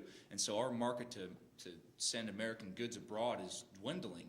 And so domestic companies are now going, we need to create something here because the federal government has not stepped up to the plate. And so you have a lot of new, I guess, guidelines of what are good products to buy. So expect to see more of that in the future, I'd imagine. So at least that's something positive. I think if we can take advantage of greed to move things in the right direction, that's maybe the best solution out there. I mean, we're in a capitalist system, and if there are ways that companies can make money while moving technology in a better direction, it's more likely to happen than not. But let's face it, there are foes out there that need to, I mean, this is a fight that needs to be fought, and at the moment, the biggest stumbling block to most of the really large change, I mean, in the energy field, the real stumbling block is the old energy companies. They're the people who have a lot to lose. You know, if you have a coal mine, then you can't afford to do anything about global warming because it's just it does you in. You know, so they'll do anything to stop it. And ExxonMobil has been the perfect example of the reprobate energy company and they made more money last year than any company in the history of money. Okay, so they're a powerful foe. And I remember sitting down with John McCain, I want to know, 4 or 5 years ago in D.C. for a couple of days discussing these things. And he said, well, you know, what do you expect? I said, why does nothing happen? What do you expect? He said, you know, we hear every day from the lobbyists for ExxonMobil and Southern Company and Peabody Coal and Duke Energy, and we never really hear much at all from our constituents on these things. And, you know, that's where the fight, one of the places the fight goes. On the local, on the sort of local economies level, you know, I think it's quite fine to take on, to sort of have a kind of adversarial relationship with some of the businesses and things that try to come into. I mean, we just, in my small town in Vermont, we just fought a wonderful pitched battle with Starbucks, okay? They were going to open one in our town, and, you know, to me, they represent, you know, a place where you walk in the door and they're playing the same music in all 13,000 stores simultaneously around the world. Represents the future that I don't wish for my community, okay? And we were able to make a strong case about that, and they decided what the heck, they'd just as soon not actually have the fight, and went away. And, you know, we've been able to do the same thing with a lot of other, I mean, it's a very good thing to celebrate local businesses, and that's why I love this office supply store fight, you know, for instance, or it's why when I put out Deep Economy, one of the things that I put on my website was this sort of flashing light that said, do not buy this book at Amazon.com. You know?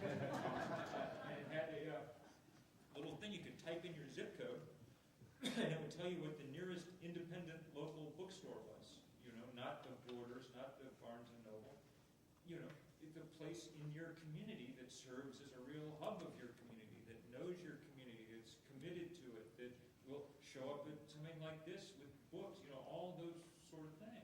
You know, I think these are good fights, and that one of the effects of having them is, you know, one of the ways we draw people together is with farmers markets, and one of the ways we draw people together is with local distributed energy grids, and one of the ways we draw people together is with music festivals, and one of the ways we draw people together is with politics, is with the very fact of doing these battles, you know. That's how we become, you know, responsible communities, I think. Also, I just like to fight, so. Hi, Bill. I've known Bill since he was 3. I just wanted to say that nobody except for the gentleman in the middle there has mentioned children. And I think children are our biggest resource in doing something about recycling and global warming, everything. You need to educate the children. It's very difficult for parents to resist a 5-year-old or a 6-year-old coming home and saying, my teacher says we need to recycle, or my teacher said we should turn the light switch off every time we leave the room. we had a very successful program in Wellesley, Massachusetts, which was started in the elementary school. We had recycling in Wellesley in the late 1970s. It was the pilot program from almost every recycling program in the country. And it was all done through the elementary schools. And the school department allowed us to go in and teach environmental education and teach recycling. And we did very little with the adults in the beginning, because we started with the children, and they did the whole job for us. And I think it's very sad that nobody here does anything in this respect with children that I know of. I haven't heard of anything being done with children. I think it's wonderful being done in universities, but that's a whole nother level. It needs to be done at the bottom, starting at the bottom and working up. There is an organization that we're putting together right now called Be Outdoors Arizona, and it is to specifically empower kids to make a contribution within their community that adds value. Local First is doing some brainstorming right now around a youth entrepreneurial program that will help children head start businesses that not only have economic sustainability but add value back to the community. There's a program in Tucson called the Bikers Program. That's a bunch of throwaway kids that weren't doing well in school. A group of people put together a way of rounding up bicycles. These kids learned to repair them and fix them. There was a requirement that nothing could be wasted, so they started making bike art in addition to bicycles. They're now doing street furniture and bus stops, and those are all kids that are being disposed of. In Taos, there's a group of Navajo kids who were helping work their grandparents' farms. They had surplus goods. They went into Taos and started a farmer's market on the weekends. The oldest kid involved in that co-op was 16. They now own a used bookstore and a coffee shop in addition to the farmer's market.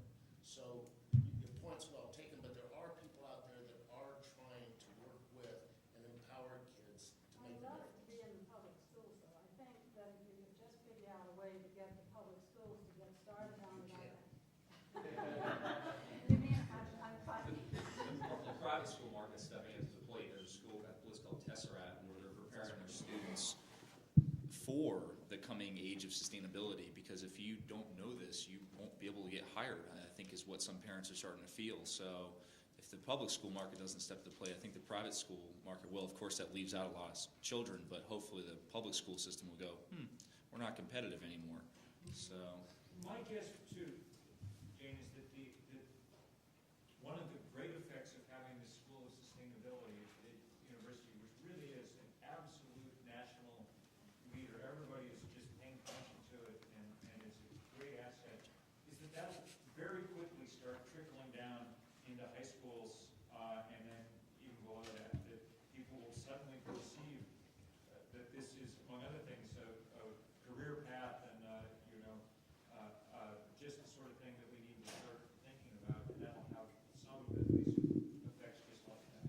Just so you feel a little better, Corey Waxman, who's in the blue shirt in the third row, is a high school teacher at Deer Valley High School who is doing his PhD to develop high school material on sustainability. You might say a word about the receptiveness of this, receptiveness, not the performance, the receptiveness of the school district. Well, I could say better than a word. I could direct you to a few rows behind me is a girl who was in a class of mine last year who's now declaring as an undergrad in the School of Sustainability program at ASU for next year, the first undergraduate program. I sort of agree with a lot of stuff, but a comment was just made that only the gentleman in the middle discussed the children, and I'm not sure if that's quite so accurate. A lot of people talked about kids, but it wasn't about how they're tuned out, how they're materialistic, how they're digitally whatever addicted. And it's sort of disturbing that we're pointing so many fingers at the children, because the children aren't really making the policy decisions. And if you look at the role models for the children, where the consumption is taking place, it's with us. The older we get, the further along in our careers we get, the more money we want, the more things we want. So we can't really look down at the children. When I look down at the students, or look at the students, I'm very uplifted, because they're very eager, they're very There's no sort of negative association with environmentalism. They don't associate with hippies. They don't even know there's a problem. There's a real blank slate and there's a real opportunity there. If we really want to make change, we have to look at why it's not happening in the schools. And it's standards. Teachers are just overwhelmed with trying to train their kids to meet these standardized tests. It's a real problem. It's a real reality. It's funding. I'm not sure exactly where Arizona is educational-wise, 47, 48, 49. But it's not a coincidence that in terms of spending, we're 47, 48, 49 per child. So it's really us. It's really us doing what Kimber suggested, contacting our politicians, because it's all going to have to be the political will at the end of the day to really put the money and effort into it. But yeah, if you look at the students, you'd be really optimistic. You wouldn't see people that were checked out or didn't care. You'd see people that were really excited and still really open to making change and didn't have the patterns that we have at our stage in life. They're really, really open to change. So. Yeah, we have a few school garden projects, and we see similar things, just the enthusiasm of the kids in the garden. It's amazing. Okay, we have another question here. I'd like to follow up on a question that was asked about, well, who will be the enemy in this fight, and how should we be strategizing? And one of the big oil companies was mentioned. I think in our country, we have to remember that our laws and our policies are ultimately ruled upon by a Supreme Court. And when we look at the history of what our Supreme Court has done over a long history, and I think you'd have to say that certainly more often than not, when issues of private property, private corporations have come up, and those are weighed against the common good, it's not the common good that has won out. And ultimately, as we strategize here, I believe we're going to be running maybe the biggest obstacle to achieving the common good is going to be our Supreme Court. And I'm wondering if you think that's a fair analysis, and that if so, what can we do about that?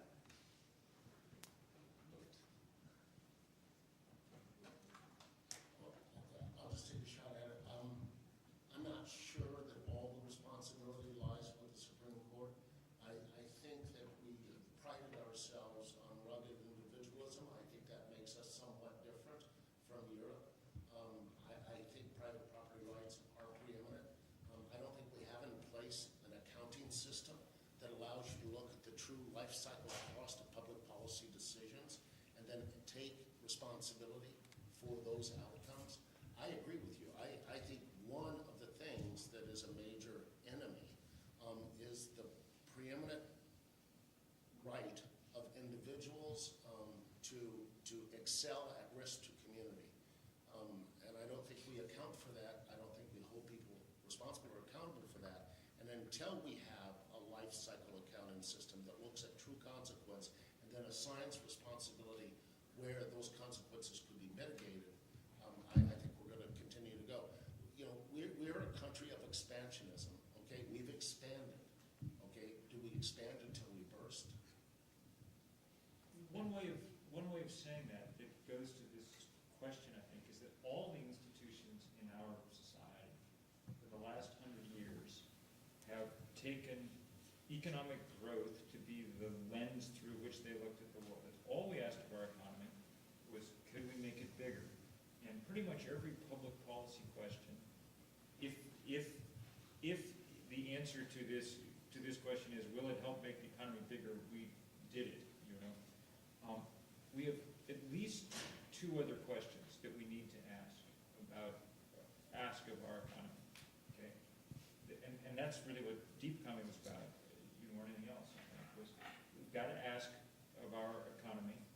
can it produce durable society as well as a fast-growing one? And can it produce one that delivers satisfaction for people, as well as this constant expansion, or maybe in place of? And that's a more complicated question.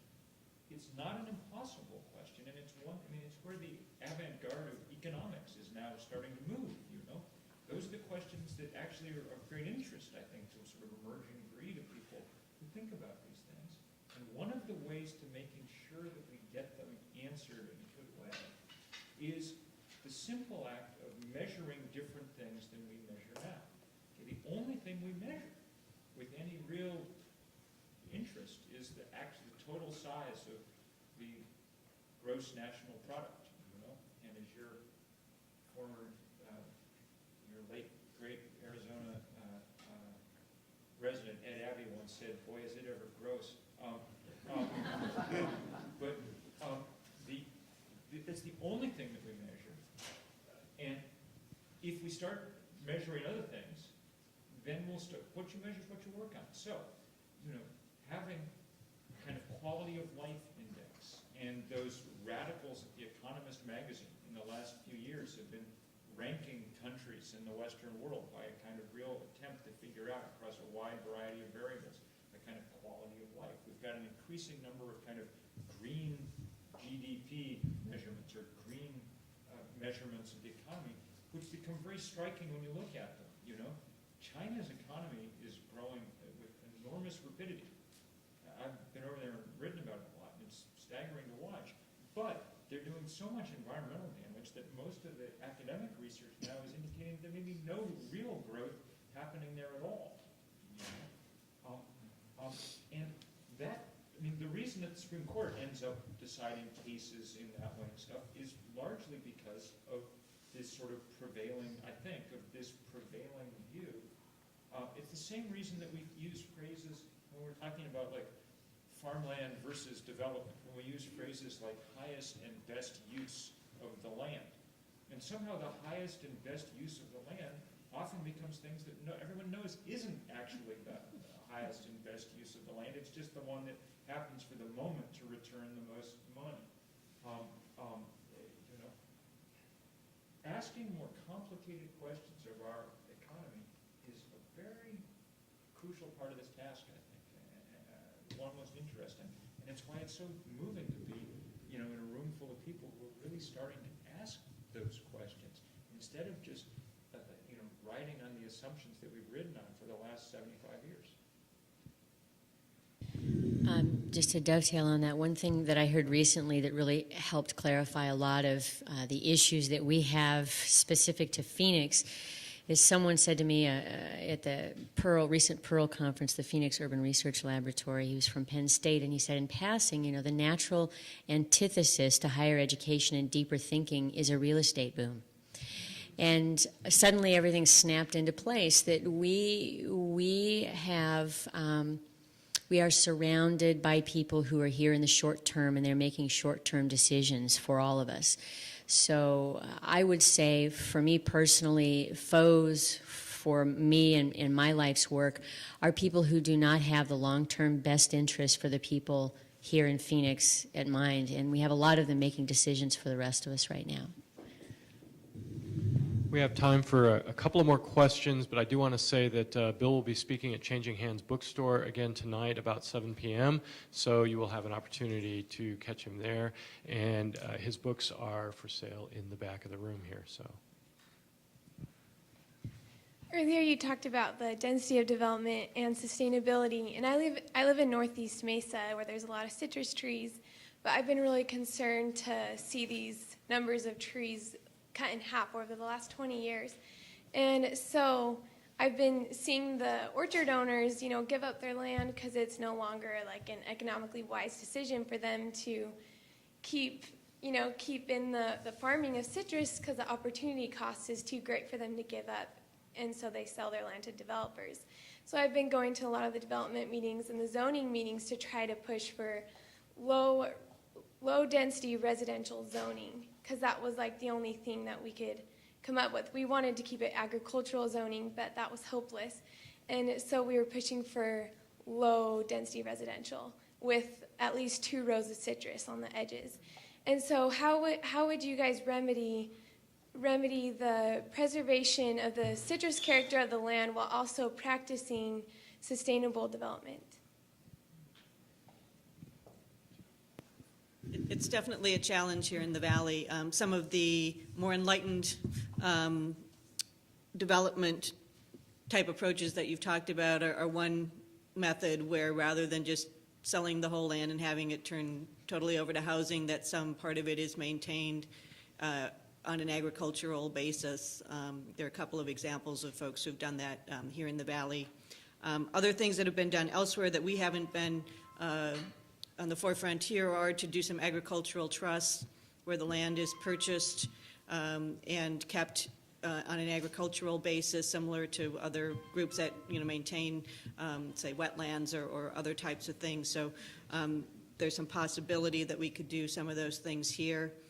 And then also, providing incentives for those farmers. I know in many cases it's a very difficult personal decision for them. I don't fault them for the decisions that they have to make, but if they're able to get more money for their crops, if it's easier for them to take them to market, there are a few more incentives for them to keep those lands under agricultural production than it is to totally sell out. So a few things that we can do, but I'd have to say that in general the Valley is behind other parts of the country that have done a lot more in that regard. Question here. Yes, my name is Bill Lautenbach, and I would like to applaud ASU and Dr. Crow for selecting these two gentlemen to begin this Global Institute of Sustainability. And would you applaud for them, please?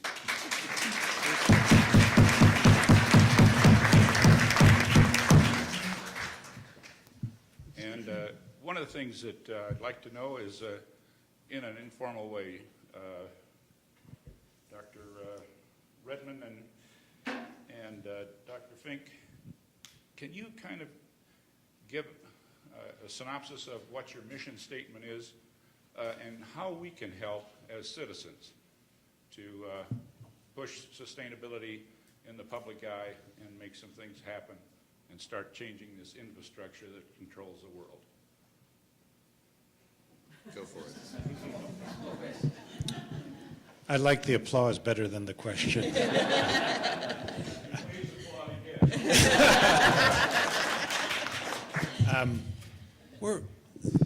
Part of our mission is not to have a single mission, because I don't think sustainability is a place we're going to get to, but it's a journey that we all are going to keep traveling on and that we'll keep turning.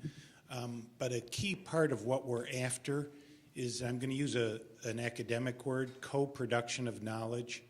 And that is to say, yes, we wore our blue shirts and ties today, but this is a community as well as academic thing, that if we are to produce solutions in isolation from the people who need and want to use them, we won't be doing a full service. And so a lot of our objective, both from the research and the school's student orientation, is to involve the community in helping to define what issues are important, and then to be a test case for whether we're heading in right directions, and then to be an idea base for things that might be done. And so this co-production, this collaboration, partnership with the community is essential to make something like sustainability work. Probably more than anything, that is what defines sustainability, is this sort of jointly moving forward. So if you're asking me what you can do, is you can be thinking about this a lot, and you can come and get involved, and we're looking to partner with community organizations and industry for internships and workshops and all this, because that's where the difference will be made. Some of it in our laboratories, but much more of it in these collaborative undertakings.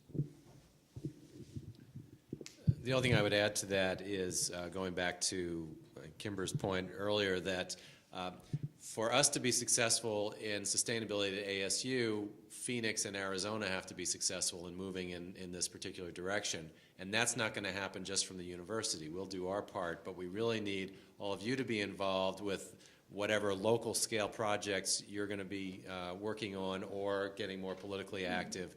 And then that increases the odds that what we're working on here with our students at the university will come to reality.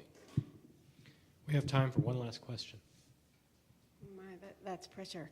And whatever else it was. What else was it besides hippies? Environmentalism.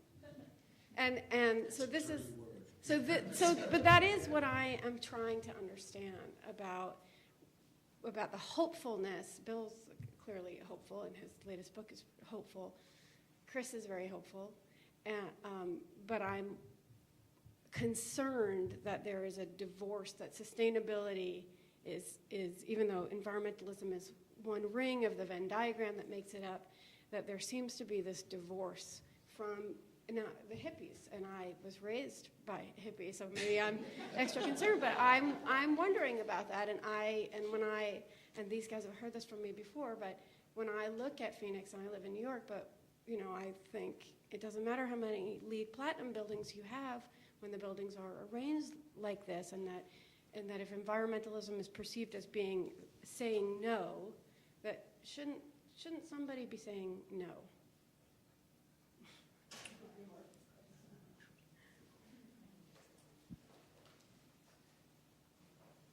The reason that I like so much, coupling my work at the kind of global level with all this sort of local economy kind of stuff is precisely because I think it offers a vision for what's on the other side of the world as we experience it now. And that there's the real possibility of beginning to assemble small parts of that world anyway from below, even while we're doing the work that we need to do at the top of these systems to somehow try to put the brakes on these runaway problems, global warming chief among them. And as I began the afternoon by saying, I think in the end the question is more attitudinal than technological. Has more to do with, as important as it is to get the technology right and all that, the real questions have a lot to do with this, where we're going to locate ourselves on this spectrum that goes from hyper-individualism on one end to community on the other. And the great gift that local economies offer is that they help us move in that direction of more community. We're never, Americans are always going to be individualistic. Samila warned us, there's very little danger of that disappearing and us becoming a kind of, collectivist hive, I think anytime soon. But we've gone way too far out along this spectrum. And so there's real subversive, interesting possibilities in all this kind of stuff that we're talking about. And I think I'm with you that to the extent that we understand environmentalism to be mostly a collection of new buildings exemplifying new technologies and things, that just will allow us to continue doing more or less what we're doing with the same set of attitudes but with slightly greater fuel efficiency, it's unlikely to amount to anywhere near enough. And so, that's why I'm so interested in all this stuff. I think you guys have an enormous opportunity here, precisely in a way because of the inveterate unsustainability of the path that you've been on, to sort of model, to kind of be the AA of sustainability. There's always that award for most improved. That it can be an enormous gift to the rest of us to see these kind of things really starting to flourish here and be exciting. The one thing thing I just have this urge to talk about is to dovetail on what Corey was saying, because this is going to keep me awake tonight, so I have to talk to you about it. And that is that I, again, work with young people, and it's a constant battle in my mind about, I guess I don't want to walk away from here feeling that I view the glass as half empty and you view it as half full. Because I spend my life working with these kids, and I'm very optimistic, and I love them to death. But for high school kids to be a blank slate is a problem to me. I can't just look at that. To me, there's a certain amount of accountability that's missing. I mean, most of the world, a 15-year-old is a man, and here, I deal with kids on a regular basis who are not thinking about bigger picture issues. And while, of course, I will embrace them and spend my life working with them, I'm not looking down my finger and pointing at them, but I also recognize that at some point they have to be held accountable, and we need to nurture them, of course, and help them grow. But I guess I'm more of a proponent of tough love, So I guess I just wanted to throw that out there, just because it's definitely not that I'm negative about these kids, but we have allowed them to get by for far too long, in my estimation. And I agree with working with elementary school children is a different conversation. But when you're looking at 17-year-olds who aren't dealing with issues, I think it's a problem. Well, I just can't express myself clearly. I didn't want to paint you as being. Oh, that's fine. But we do set the standards. We as adults define what we want our kids to do, right, and what we want them to study. And at this point, we value some specific skills: reading, writing, math, passing tests. But we don't value enough to approach the people that make decisions and have higher order skills, have concepts of sustainability, have concepts of just higher order systems thinking, all of the other things necessary to have these skills that we're looking for. So I think when we start expecting that of our schools and funding that, then our students are open to that. And that's really what I was saying, that they are very open to looking at problems and trying to come up with solutions. They don't have any ideas of how to do it, and we are not teaching them the skills to do that. Agreed. And Corey, you're going to have the last word, I think. I'll bring Cynthia up, who will close our discussion. So. Let's give John a hand. He's been a great moderator.